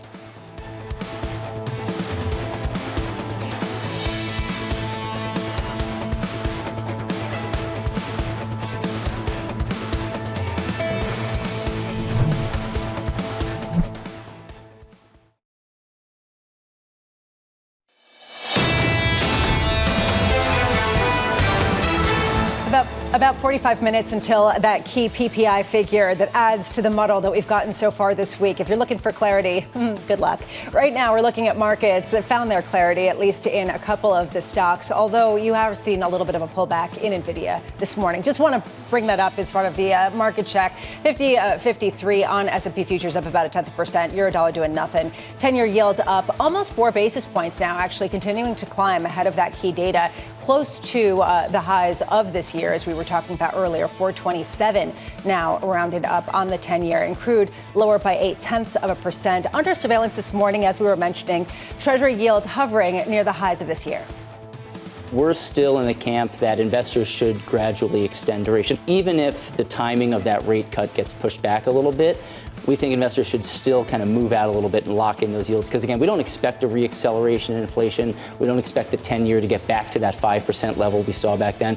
Here's the latest. Yields ticking higher after pulling back on weaker than expected retail sales that bolstered expectations for a June Fed rate cut, even if just briefly. Kelsey Barrow of JP Morgan writing, quote, "While there will inevitably be volatility, it is important to remember that most likely path for monetary policy is that it will be easier at the end of the year than it is today.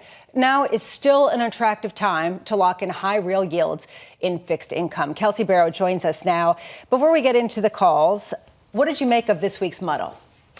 So I would agree it was a muddle. You had the upside surprise on CPI. You had the downside surprise on retail sales. And I think this really exemplifies the phrase that the risks are balanced, right? You hear people saying the Fed may need to hold through the end of the year. You also hear people saying by the end of the year they may have cut 400 basis points. I think this exemplifies why fixed income is such a good diversifier in your portfolio right now. So if you get the scenario where yields, the Fed just stays on hold through the end of the year, what do? You clip your coupon. It means the economy is still strong. You're getting returns probably equal to about the yield on the aggregate. So maybe that's 5 or 6%. In the event that the economy does slow more and you do get more substantial rate cuts, you can see significant capital appreciation in your high quality fixed income portfolio. There was one theory put out there this week that we could be heading into a 1990s type of scenario where the Fed cuts rates and then has to hike them again shortly thereafter, maybe not in the same year, but in 2025, 2026 in response to resurgent inflation.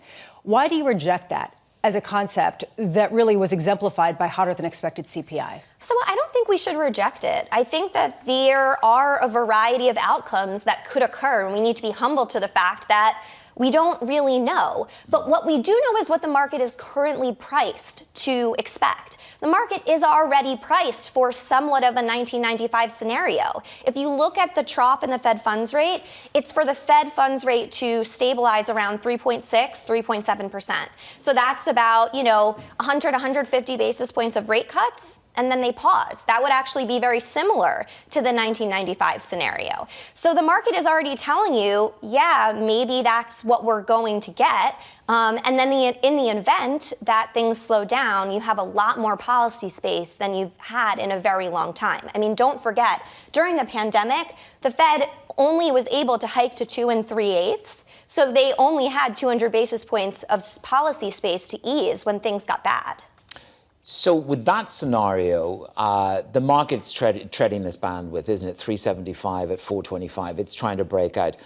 Transfer that over into the credit market because they can get 5.5, 5.8, nearly 6% return in credit in this current environment on a reasonably soft landing. So what is your thinking on the credit scenario, given the lack of clarity on whether we get, 100 or 200 basis points of cuts? Yeah. So when I talk to our credit analysts, they are very unanimously still very positive on the companies that they cover.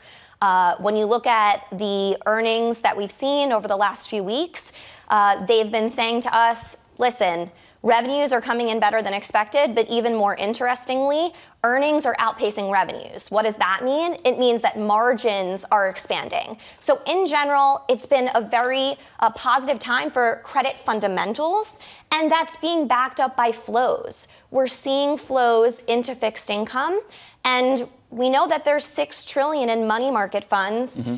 That's cash that's waiting on the sidelines. If you look at how the assets and money market funds develop over a cycle, they're not forward-looking. They tend to chase the Fed once the Fed has started cutting.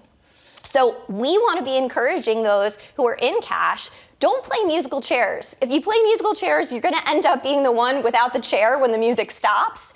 Lock in those yields now, so you're not the one left without a chair. Do you feel that you don't have healthy competition then from the equity markets? I mean, these equity markets are just sort of like roaring. I mean, 11 record highs so far this year. I know that you're in the fixed income house, so you've got to put your cap down and go transfer into fixed income, which is a fair bet. But when it comes to that flow show, do you really think out of those money markets it's going to be much more into high grade credit and into sovereign?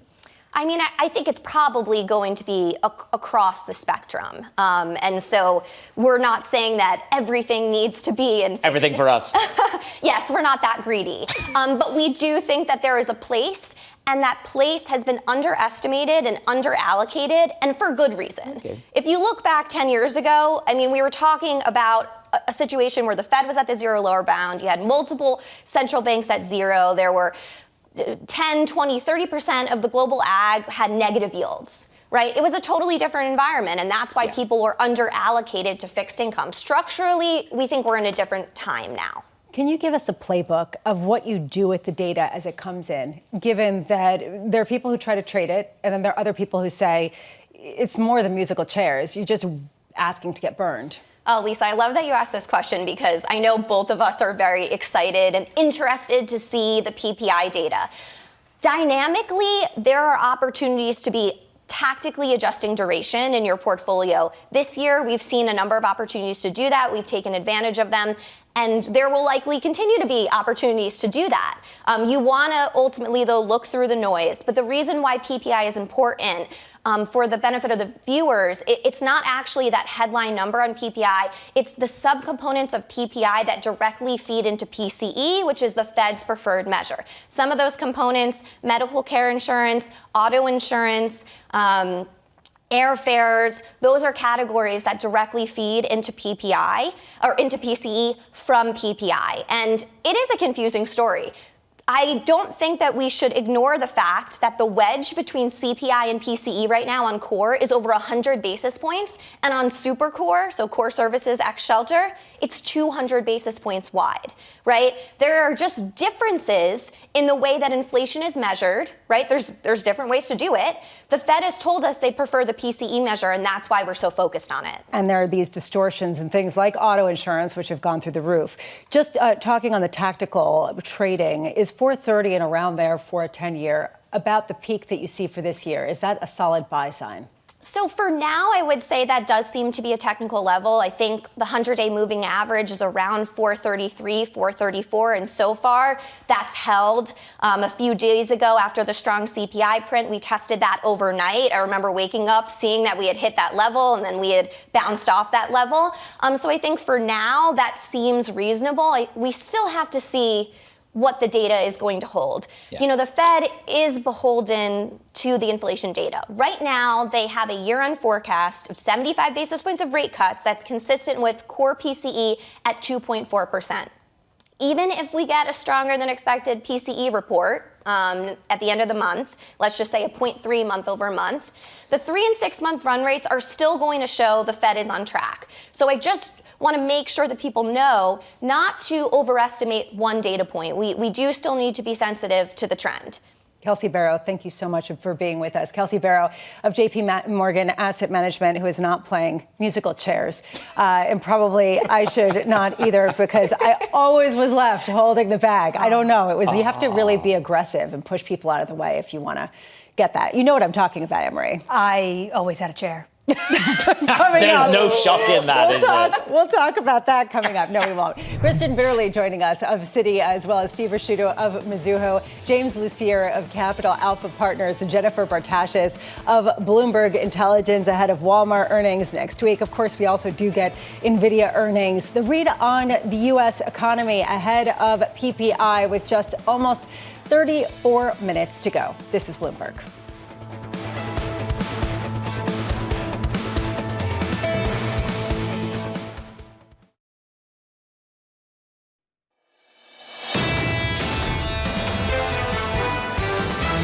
The longer that financial conditions stay tight and rates are restrictive, you will see that impact activity and see things slow down. We are expecting a slightly slower economy. We think that that will open the door to rate cuts. You'll probably get some capital appreciation if the economy slows, as we think it does, towards the end of the year. We think the trend is still towards disinflation.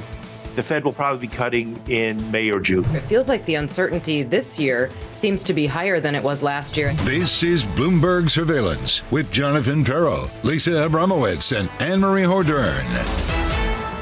29 minutes until the latest read on inflation. Welcome back. This is Bloomberg Surveillance for our audience worldwide from New York City. Annmarie Hordern, Manus Cranny, Lisa Abramowicz, Jonathan Ferro is off today. Right now, we are waiting for the PPI data to drop, the latest in terms of factory prices. And then when it does, Manus, we can look at that and say, why does this not look like everything else? And how do we put it into some sort of picture that looks very cloudy right now? Well, we just don't care, do we? I mean, the bond market just shredded itself on Wednesday on the hot CPI. Then it got reminded by Goolsbee that, it doesn't need to, inflation does not need to be hit 2% for us to start to cut rates. And then retail sales. It's been whiplash of a week in reaction function by markets to data. Which is the reason why we bring in our expert on musical chairs, Annmarie Hordern, to talk about what this means for going forward. No, honestly, this is sort of how much can you ignore? And we've seen this with respect to geopolitics, that there just has been so much noise that markets have ignored. Ultimately, a lot of people talk about just how much money has been put into the system, how we have seen people that are largely fully employed. How much is this sort of the gift that allows Washington to continue with its dysfunctionality? Well, I mean, the White House and the Democratic Party will continue to remind you that the unemployment rate has been below 4% for 2 years. But you have to start to think about what we heard from Sarah in the last hour. Those individuals that get laid off but are at the higher end of the bracket and actually don't show up in the data. So is there some invisible unemployment? But yeah, Congress will continue to just talk about the fact, or at least the Democratic Party, they will talk about the fact that we are better than where we were pre-pandemic, or the depths of the pandemic. Which is something that people keep looking at as a reason to be bullish on equities, on risk. And Manus, from your perspective, you were looking at all of the flows and noting just how massive they've been. Is it all driven by the AI craze, or are people starting to try to get further into other asset classes? That's been one of the big questions underpinning some of the flows. I think everybody hopes to sort of reach for breadth, but it just hasn't happened. The concentration risk, according to Bank of America, this is one of the most concentrated markets. The U.S. market equity breadth is the worst since 2009. Yes, there's still this sort of wave of money coming in. Stocks posted the best, full-week inflow since 2022. So you're still seeing a real wave of money coming in. So there's no lack of velocity in terms of new money, to steal a phrase from somebody else who usually sits in this, or who has sat here. But it's a question of, what do you need to validate? What validates that flow? Which is a reason why people are looking at this rally and sort of tepidly kicking in. What we're seeing right now is a continuation of that kind of trend. You see equities up about 0.2%. They've been hovering here this morning. Not a lot of drama, but still solidly across that 5,000 mark on the S&P 500. Euro dollar doing nothing. Let's leave that there. 10-year yields up 4 basis points and continuing to climb throughout the morning before this key inflation data that people are going to be parsing through to understand how this bleeds into the Fed's key PCE metric. Yields near the highest of the year, and crude lower. And this has really been a story that people are wondering, when is it going to break out? Annmarie, you've been asking time and time again, when are people going to start focusing on the fact that there is this geopolitical risk? Is that baked in at all? They're ignoring it. And Rita Sen says it's because the risk isn't there to the actual supplies. No supply has been hit. But none of this will change until the demand really comes back in China. Which is the reason why people are continuing to parse through that economy and maybe see some green shoots if you like to buy things that other people say are uninvestable. Coming up, Citigroup's Kristen Bitterly on markets as the S&P 500 hits a new record high. Mizzou host Steve Rasciuto reacts to PPI. And Jennifer Pertashis of Bloomberg Intelligence previewing big box earnings that come out next week. We begin with our top story. You love it. Is bad news, good news. Stocks at record highs on the back of weak retail sales. The data offering some relief while investors look ahead to PPI coming in less than 30 minutes. Citi's Kristen Bitterly saying this. Softer economic data this week contrasts with stronger than anticipated CPI. A sustained rise in continuing jobless claims and relatively weak retail sales all point to the economy softening a bit. Kristen joining us now. Kristen, how do you look at this? If it is softening, is that time to buy equities or is that time to sell? How does that factor into your call? I think what's really interesting is that the reaction function that you were talking about, the market is reacting so quickly on a daily basis to the data and saying, okay, does this fundamentally change anything with our thesis? And I think you have to take a step back and say, what do we know to be true going into this year? And there's a couple of key points. One, the cash on the sidelines, extreme. The $6 trillion mentioned earlier in money market funds. When you actually look at the totality of cash balances, that's actually a lot higher. So you have cash on the sidelines, you have Fed funds that have peaked, right? So this idea that, is the first cut pushed out? Yes, it is. But does that really matter for equity investors? Inflation has also peaked. There could be volatility in terms of the data, but you can see a trajectory down to about 2.5% by the end of this year, and earnings have also troughed. So you add up those four things, and it's actually pretty constructive for profitability and risk assets. How much has the economy and markets, how much have they gotten divorced from one another at a time where companies are preserving their margins by making cuts? And that's going to be necessarily negative for certain swaths of the economy, but that means that they can keep delivering earnings. Yeah, so I don't think the economy and markets have completely disconnected. I think markets were ahead of the economy in a lot of ways in terms of the recession that everyone was expecting was an earnings recession. And we saw it last year. We saw it actually starting in Q4 of 2022, where you had 7 out of 11 sectors already in a profits recession. I think to end 2023, it's the highest percentage of stocks in the S&P 500 outside of recessionary conditions that were in earnings decline. So you had the earnings recession that already happened. Truth be told, the economic data is still pretty strong. It's softening, but it's not weak. And so I think the key thing and why everyone's focused on PPI is how it feeds into PCE, which is the Fed's preferred measure. And then that's what the Fed really needs in terms of their trajectory and really making that first rate cut. I see here that you're a buyer of dips. So tell the truth. This is a truth and reconciliation moment. You come to Surveillance, which is you're secretly hoping that NVIDIA has a bit of an underplay next week. So it provides this beautiful opportunity for you to step in and pick up where you perhaps are lighter than you'd like to be. So what I would say is this is the number one question that we're getting from our investors. I'm not picking on NVIDIA specifically, but really this dislocation between Magnificent Seven and the rest of the market. So going back to what I just said, you look at the other 493 names, it's a very different earnings story. It's a very different story year to date in terms of their performance. I think within portfolios, you look at these companies and if they continue to deliver earnings growth in excess of 25%, the market is still going to react quite well. And you look at just the size that they represent in the overall index, it's 20% of earnings contribution, but 28% of market cap. So if investors are just pouring into passive instruments and index trackers, they're going to benefit from that bid as well. So I think there's more value in the broadening out story, but you have to be involved in these large companies as well. And when it comes to those large companies, I mean, this is the other thing from Bank of America and their flow show, where they talk about concentration risk being the worst, or so the breadth of this market is the worst since 2009. When you look at the 493 other stocks, where do you want to be? Where is the opportunity? Yeah, so I think there's a couple of key areas. And again, this is based on that thesis that we have seen peak Fed fund rate, that we have seen peak inflation. There could be some volatility, but once we actually get that first rate cut, you're actually going to see the market react so fast to that. So you want to be involved earlier on. So a simple expression of it is just simply doing the equal weight S&P 500 versus the market capitalization weight to play that broadening out. But I think from like a sector perspective, you can even look at areas like healthcare and investing in biotech, longevity. Do you look for the AI influence sitting over the... Of course. I mean, if you're not hearing a robust AI narrative, let's say from Novartis, I just saw the Novartis CEO is going to be on TV a little bit later on tonight. But if you're not hearing a robust AI narrative that's deliverable across the 493, does that help you discern where you want to be? I think you have an AI narrative, but you also just have a profitability narrative. So the flows are going to go into, or go away from, I should say, any company that doesn't have their balance sheet in order, any company that is not having sustainable profitability, because of course, even if we get those rate cuts, we're still in a higher interest rate regime and it's harder to be profitable. So you want that quality and profitable filter. But AI, I think you hit on something really important with this. A lot of the flows into Gen AI have been in the pure kind of producers of the technology. There is a whole part of the market that are the beneficiaries from a productivity standpoint.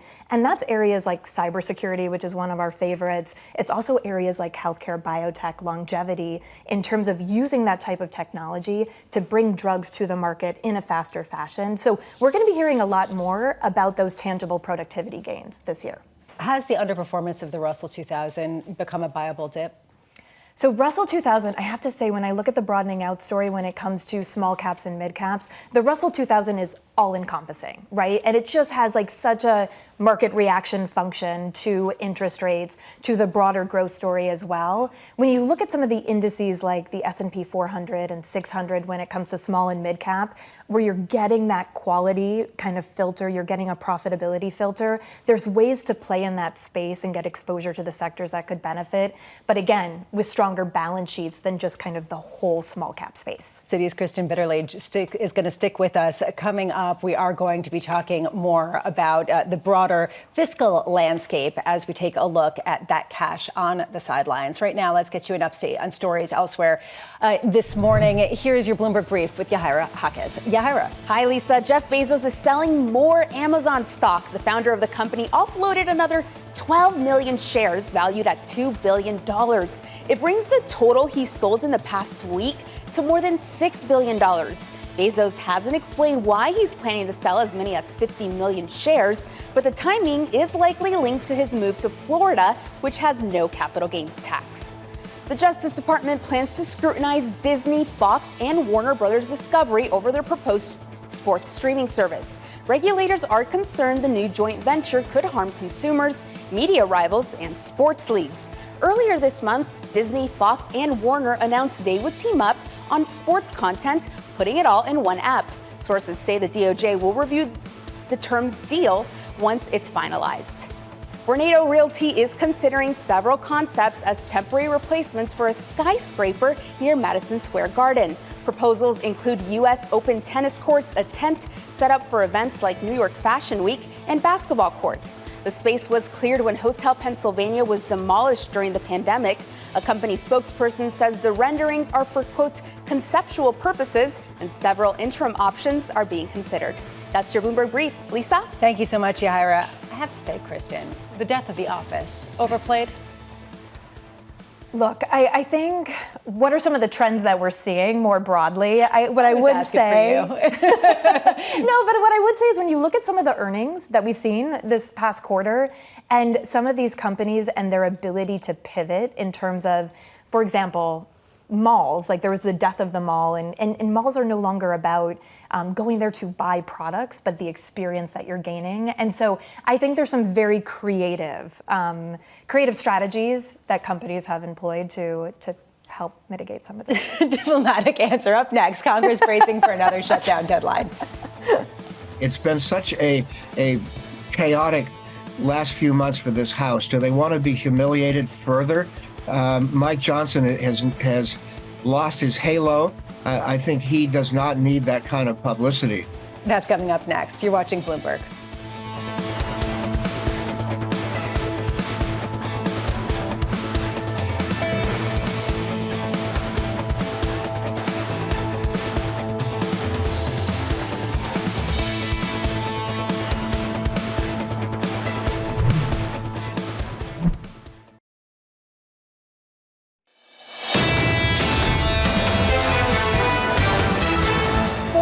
Minutes to go. We are excited to parse through PPI right now. Welcome back. This is Bloomberg Surveillance, taking a look at markets climbing back up toward new highs, firmly across 5,000, up 0.2%. You can see across the board a really quiet day, except for in the yield space. And I want to sit on this for a minute because we are seeing session highs on the 10-year, on the 2-year, as people wait for that key inflation metric that feeds into the Fed's favored look at inflation, PCE. 428 now if you round up, 427.52 if you don't. Right now, under surveillance this morning, Congress bracing for another shutdown deadline.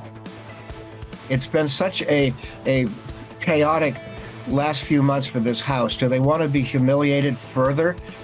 Mike Johnson has lost his halo.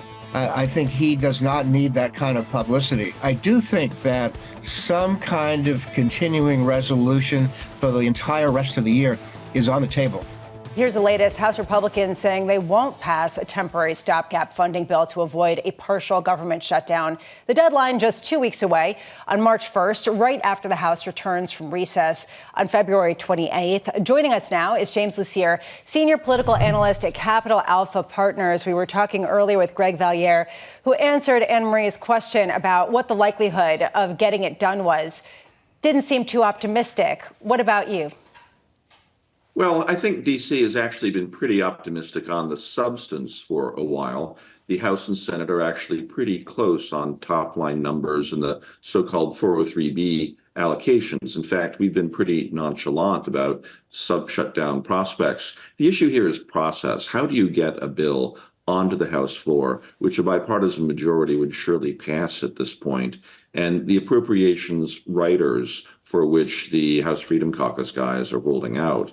What's making us nervous is just the train wreck that we've seen in the House of Representatives, especially with disaster after disaster after disaster, demonstrating that Mike Johnson can't run the floor in these past 2 weeks. So substance looks good, but the process is going to be a nightmare.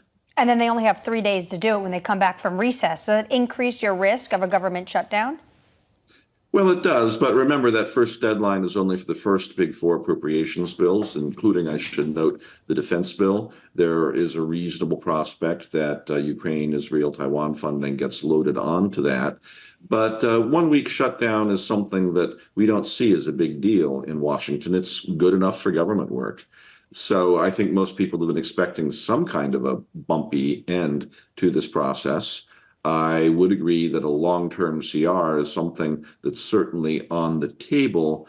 But again, the issue really isn't the substance of what they're doing. It's essentially the mechanics, how you can get this done on time, given chaos in the House and the need to conduct an impeachment trial in the Senate. There's been news this morning that Alexei Navalny, the opposition leader in Russia, has died. And MSNBC is saying Secretary of State Antony Blinken says, quote, Russia is responsible for this. Would this incident now give fresh impetus on Congress to actually act and move on the foreign aid bill? Well, I'll tell you about another incident, which is the announcement by a Republican committee chair just the other day that the Russians have a new space weapon about which members of Congress are being briefed. That's a signal. It's clearly Putin rattling their cages, but it shows you the level of concern about foreign policy. I wouldn't say that Navalny is the one thing, but he is the latest important thing in a series of big developments. The Biden administration has to worry at this point because strategic failure in the Middle East has been the graveyard of one presidency after another. They need to get through the Middle East, and they need to do it at a point where Russia is exploiting the crisis in the Middle East to make its own gains in Ukraine.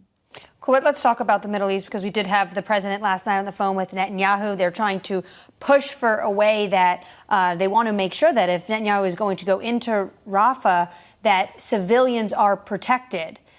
Where do you see the president in terms of the electorate of his handling of the situation in Gaza? Are they still continuing to give him poor remarks?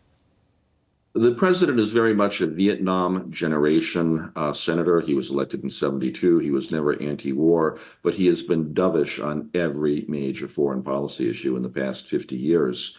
And he's looking at truly horrifying election numbers right now, where he is upside down. He is net negative 55 points among younger people, 18 to 34, on his handling of the war. And really, among Democrats in general, he's down. He's net negative by about 40 points.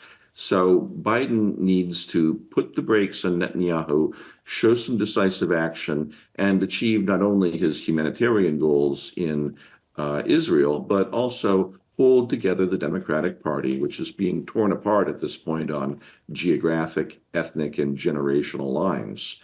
And also, of course, on whether people watch Bloomberg News or get their news from TikTok. They do, and that's maybe where they'll put a little bit more of the president rather than in open forum. James, it would appear, and I use the word loosely, it would appear that Netanyahu is not listening to any global leader, and he's made it very, very clear last night that he's not going to have anybody dictate to him. 28,000 people, we understand, have lost their lives already. Does Biden really have influence? He may have access, but it certainly does not look as if he has any influence. Well, Biden has access and Biden has influence. Netanyahu is not listening to global leaders. He's listening to the major political parties in Israel. And just as President Biden is increasingly boxed in by his domestic constituencies here, Netanyahu is facing the same problem in his country. So it's not like he's not listening. He's got to make a choice. Does he listen to Biden, or does he listen to his allies in the Knesset who want him to take a harder line?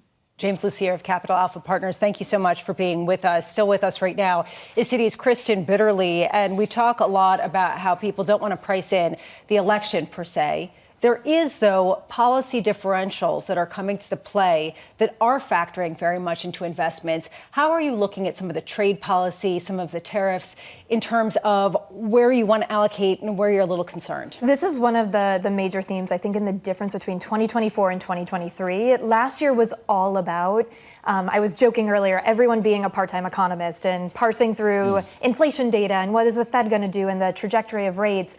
And this year, and we've been traveling around the globe with our outlook for 2024, the number one concern is geopolitics and actually elections.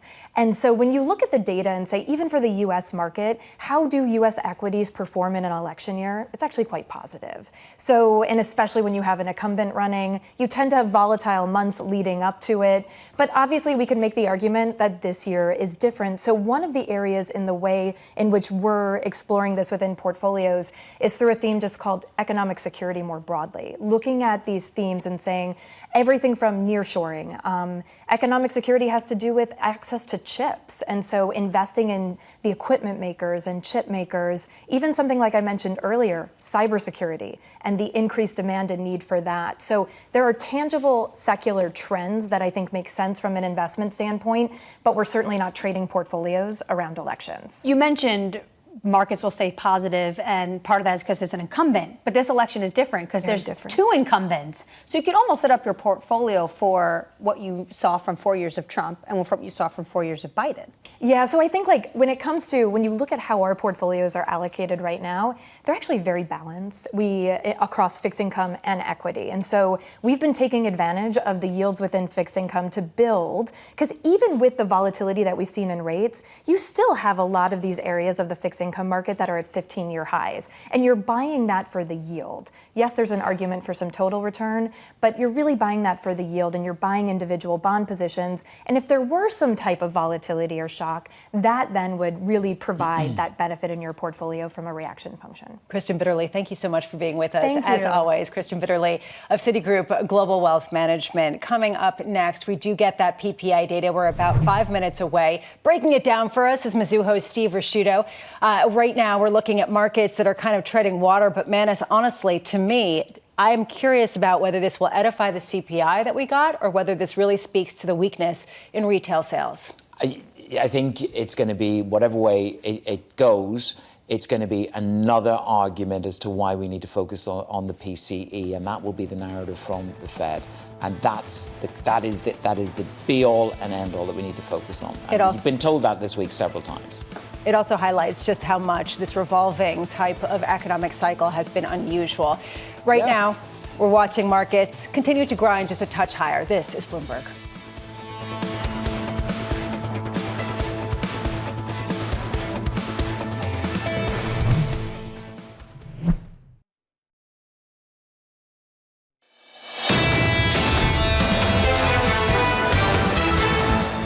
Just seconds away from the latest in a slew of inflation data, PPI, that nobody cares about until they do. But I am particularly interested in this year, this month, considering the fact that we got that harder than expected CPI. Markets are quiet ahead of this. The expectation is for just a slight uptick, but nothing like what we saw for CPI, up 0.1% on the headline figure. With those numbers, let's head down to Washington, D.C. Michael McKee is there, hot off the plane from Salt Lake City. Bloomberg economics and policy correspondent. Mike, what are you looking at? Well, right now we're looking at a hotter than expected PPI going along with the CPI. Producer price indexes for final demand rose 0.3 on the month after a negative 0.2 drop in December. In the energy, the ex-food and energy rises 0.5%. After a down 1%, ex-food, energy, and trade up 0.6. So we see some very strong strength in the final demand numbers on a headline basis. On a core basis, even worse. Final demand, final demand for core was up 0.5%. On a year-over-year basis, final demand up 0.9. That is a drop of 0.1. Base effects in effect there. The core 2%, and ex-food, energy, and trade 2.6%. That one rose some. Housing starts are also out, down 14.8% in the month of January. Of course, bad weather probably contributing to that. Housing starts at a 1,331,000 annual rate. Building permits down 1.5%. So it definitely looks like builders pulled back, and that may be weather related. We'll take a look at what is driving the PPI while you take a look at how the market is reacting. And the market is reacting, Mike. Thank you so much to it. This is exactly as you would expect. Yields higher, stocks lower, particularly the Russell 2000. If you take a look, Russell 2000 underperforming significantly once again, down 1.2% on the heels of hotter than expected numbers. I should note there were downward revisions to the month before. Still, the average speaks to this inflationary impulse. S&P futures lower by 0.1. NASDAQ holding on to some gains. If you take a look at 2 10s and 30s, which you can see is 2-year yields kissing the highest levels of 2024, once again up sharply, almost 10 basis points, 4.67 right now, 4.67%. 10-year yields up 8 basis points, almost 3.1%, and 30-year yields up about just a half of just 5 basis points, which we're looking at in currencies. As you would expect, there was a bit of a reversal of some of the previous euro strength. Euro weakness now versus the dollar, 107.49. Mike, just quickly here, I'm curious about whether the revisions change the picture at all, or whether this is a solidly inflationary picture, especially with the components that feed into PCE. Well, you're putting your finger on one of the problems here. It looks like an increase, the kind of increase that we should worry about a bit. 2.2% increase in the hospital outpatient care area, which does feed into PCE. Now, one of the issues is in January, you tend to get these kinds of increases. The seasonal adjustment factors are supposed to take that into consideration. So not clear exactly how this is going to end up affecting PCE, but it should push it a little bit higher. The other thing that people have been watching for is securities brokerage and dealers. They had been making more money, raising prices as the market continued to go up. That was up 0.7 during the month, which is down from a 2% rise the month before. So not as much of an impact, but it did have an impact on this overall. Index for goods down 0.2% in January, whereas the index for services was up 0.6, and that's the most since last July. Mike, do you think this is going to be more troublesome for the Fed and for the market to digest? It was easier to move through and look through the CPI on Wednesday because it didn't have a material impact, as it were, on PCE. But here we are. We will have bleed through from this higher, 0.3%. The estimate was for 0.1%. That's a significant miss in terms of the estimate. Is this one going to be harder to push away for the bond market? Depends on how the bond market is thinking about it, and if they're worried about what the Fed is going to do. Of course, we've been cautioning people not to pay a whole lot of attention right now because they're not going to move in March, and so we have a lot of data to come, but it may show a little bit of a rebound in prices. January can be difficult because of the seasonal adjustment factors, so we'll have to see what February turns out to be, but obviously after a long string of declines in the producer price index, this is not particularly good news. Mike, thank you so much for this. Michael McKee will be catching up with you throughout the day. If you are just joining, we just want to recap where we are. Hotter than expected PPI, in particular, some of the components that feed into PCE. Final demand headline number, month over month, 0.3% versus the expectation of 0.1%. If you look at a year over year basis, it's up 0.9% versus the expectation of 0.6%. Bleed that through the markets, and it's pretty much as you would expect, 1.4% decline, underperformance on the Russell 2000. Yields on the 2-year reaching 2024 highs, now almost to 4.70, 4.69%. If you round it up, it's 4.70. And across the board, really, but on the front end is where you're seeing it the most, and you are seeing a bit of dollar strength. Steve Risciuto, chief economist at Mizuho Securities, sitting alongside us. Steve, what's your reaction to these figures? Well, I think the market is going to need to do what it should have been doing all along and take a look at the SEP and say how much is reasonable to think about the Federal Reserve cutting interest rates. You know, we began the year with the market anticipating 5. We pushed a little bit beyond that. The market's going to have to come into being bounded from below by 3. And then the question becomes, is it 3 or is it less than 3? Not whether it's going to be more than 3. Clearly, this data, clearly the data we're seeing on the employment numbers, clearly the data we're seeing on claims, the confluence of data are all telling you this economy has more resilience. And I would say number that doesn't get much reporting on but should have was the import price numbers the other day, which really showed the non-petroleum import prices having a bit of a kick up. And that's really a negative for the goods component. Because you saw, as Mike mentioned, the goods component's on the weaker side. It's a service component that's driving this. And I'm looking right now at ex-food and energy, just stripping out some of the commodity play. And you could see that increased from the previous month. And now year over year is 2% versus the expectation of 1.6%. From your perspective, how important is this from just a Fed rate cutting cycle point of view versus a real threat of a resurgence of inflation that we haven't yet seen? Well, I mean, the speed at which inflation came down was incredible, almost unbelievable. So to see some backup to a more realistic deceleration pace is not something that, we would be surprised to see. However, I think you have to keep in mind from the underlying perspective, a tight labor market leads to wages. Wages lead to service-producing inflation. And that really is the problem for the Federal Reserve. The goods component, there's a global deflationary force that's out there. It's real, it's palpable. It's being reflected in terms of the people's investments that want to come into the United States for investable funds. All that's happening is holding the currency. But the real domestic story is a service story. And that's the battle, the global deflation versus the domestic cyclical inflation. And, the global deflation had been winning. It's now time that the domestic and cyclical inflation story win for a while. Steve, good morning. So where we are right now is a market desperate to see inflation cascade back, the disinflation story get back towards 2%, because that's the perfect theory. But the reality is the Fed are talking about a higher for longer period. Do we need to really get used to in markets higher rates of inflation and higher rates on we're moving into a new era for rates and inflation, all just slightly hotter than it was in the past 10 years? That's an interesting two-pronged question. The first part of it goes to real returns, and the second part of it goes to inflation expectations.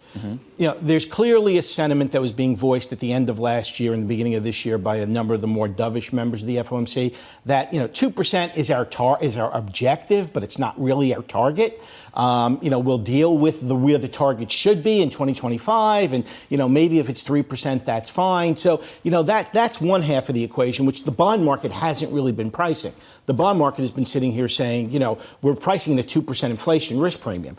The front end of the curve is sitting there saying this economy is not responding, and Raphael Bostic was very clear about this yesterday, and they're scratching their heads in a number of places in the Fed saying the economy is not responding to interest rates. What's different now than was there before in terms of the response mechanism of the economy to short-term interest rates? And the answer, I think, is pretty clear. We're less sensitive to short-term interest rates now because nobody's funding short. That's the key thing. Corporate America doesn't issue short-term debt. Household America is long duration in their debt obligations, and most of their debt servicing costs are locked. So when I hear people say, oh, yeah, but look at what corporations are paying for new debt, I'm like, yeah, but when you look at their net interest expense of what they're buying, it's trivial. So if the funding side of our personal balance sheets around this table have changed, and if corporate America's balance sheet structures have changed, talk to us about the employment market, because we've debated this for the past 3 hours, which is perhaps lower socioeconomic groups having a tough time and losing less jobs at the moment than the upper end, which are not able to file for unemployment. What do you make of that thesis? Cisco, 5% of the jobs gone, Nike, 2% of the jobs gone, Deutsche Bank switching out 3,000 jobs because of AI. So does that have any credence, or is that just, are we in the infancy of that narrative in a changing job market? Well, I think we are in a changing job market. There's a lot of job availability. You see it from the JOLTS data in terms of the openings numbers, right? Yep. So the Fed likes the JOLTS numbers. Let's just take that for example. The openings numbers are high. So I think a lot of these people get jobs very quickly. And this is why when you look at the initial unemployment claims data and then you look at the continuing claims data, there has been no real difference in them. They haven't been rising, which you would normally expect. But given how tight the labor market is in general, you see companies rebalancing their workforce, but you see somebody else quickly willing to come in and take them. And therefore, you're not getting the kind of response that you want because there are all these job openings. And that goes back to the fact that there is a real worker shortage in this country that people, I think, keep on forgetting. We are still well below the pre-COVID trend on employment. So if we have a tight labor market with rising wages, no low socioeconomic unemployment, should the Fed be cutting rates? The answer is it's a hard equation to say they should be cutting rates. I think this Fed wants hard, but not politically palatable. Well, but we're not going to get into that. But yes, you've hit the point. You've hit the nail on the head. The reality of the situation is, look, if we want to excuse politics from and say they just want to maximize social welfare. Yeah. Okay, which is a fair statement. So if they want to maximize social welfare, you want to keep a tight labor market. And the inflation numbers coming down, we're giving them that ability. If the inflation numbers start going against them, I think think given the asymmetric approach of monetary policy today, which says we have to respond to downside deviations in employment, but we don't have to respond to upside deviations in inflation if we're still convinced we're going to get to our target. And if the markets are still convinced we're going to get to our target, and the markets even after today are not pricing in a heck of a lot of inflation risk premium. So the reality of the situation is they just continue to do nothing and promise they're going to cut rates. When you look at inflation, CPI, obviously now PPI running hotter, but you talked about this exceptional period where we were at 9% to 3%. Why is the American people feeling it? Well, the reality is so many of Americans had seen their real disposable income get crushed as a result of the upward adjustment. And what we're saying is inflation has slowed, but the actual price hasn't gone down. So the reality is when the average American goes to the grocery store, okay, they're still looking at the price of goods that are elevated from what they remember pre-COVID, and that's where their budget is assessed at. And inflation, wages haven't kept up with inflation. That's why the disposable income is back below trend. And that's the reason why the Fed wants to keep the labor market hot, because they really want to try to correct that to create the social welfare. So they're really trying to get this balancing act right. Again, the probabilities of them succeeding are not as high as people think or they think, but I could understand why they're running the experiment. You know, it's understandable. Steve Risciuto, thank you so much for being with us. Really fascinating to get your breakdown after that PPI data. Steve Risciuto of Mizuho Securities. Just to recap, we did get hotter than expected PPI data, in particular having to do with specific key aspects that feed into the PCE. Two-year yields now at the highest levels of this year. You can see a pretty sizable move throughout the yield curve, and actually 10-year yields now the highest, kissing the highest going back to November of last year. We'll go through that and coming up in more detail. Right now, let's get you an update on stories elsewhere. Here with your Bloomberg brief, Yahaira Hackes. Yahaira. Hi, Lisa. Russian opposition leader Alexei Navalny has died in a prison camp. Interfax reports the Russian prison service is saying Navalny, quote, felt unwell after a walk, almost immediately losing consciousness. Navalny was one of Vladimir Putin's most vocal critics and was serving a lengthy prison service for charges including extremism. OpenAI CEO Sam Altman is working to secure U.S. government approval for a multi-billion-dollar venture to boost global AI chip production. Altman has been meeting with potential investors and partners in the United States, Middle East, and Asia, but says he can't move forward without a green light from Washington. The ambitious push to raise funds risks triggering a national security review of the foreign investment. Apple is racing to ramp up its artificial intelligence capabilities, with the company close to finishing work on a new tool for app developers. It's understood the new system will use AI to create code more quickly. The move places Apple in direct competition with Microsoft's rival system, GitHub Copilot. Apple has been working on the tool for the last year as part of the next major version of its flagship programming software, Xcode. That's your Bloomberg Brief. Lisa?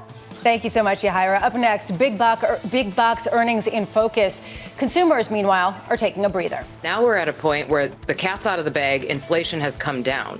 So there's no more justification to raise prices. The issue for consumers is that companies haven't really dropped prices. We're also going to be talking about the latest response to hotter than expected PPI data. That's all up next.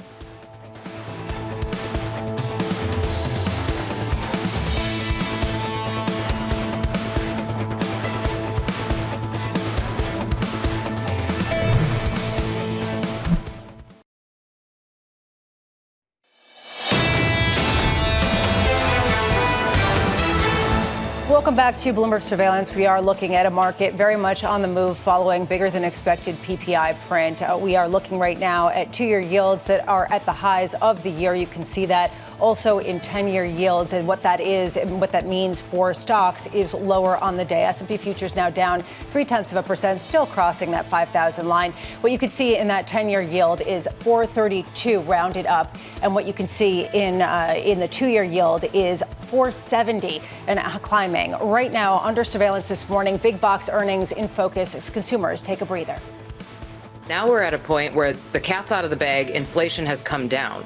So there's no more justification to raise prices. The issue for consumers is that companies haven't really dropped prices. So we're still at an elevated level. We just stopped raising them so much. But if wages continue to rise, that will eat into margins. It does pressure companies. So then they have to go back and say, if I want to preserve my margin, I'm going to have to cut costs somewhere.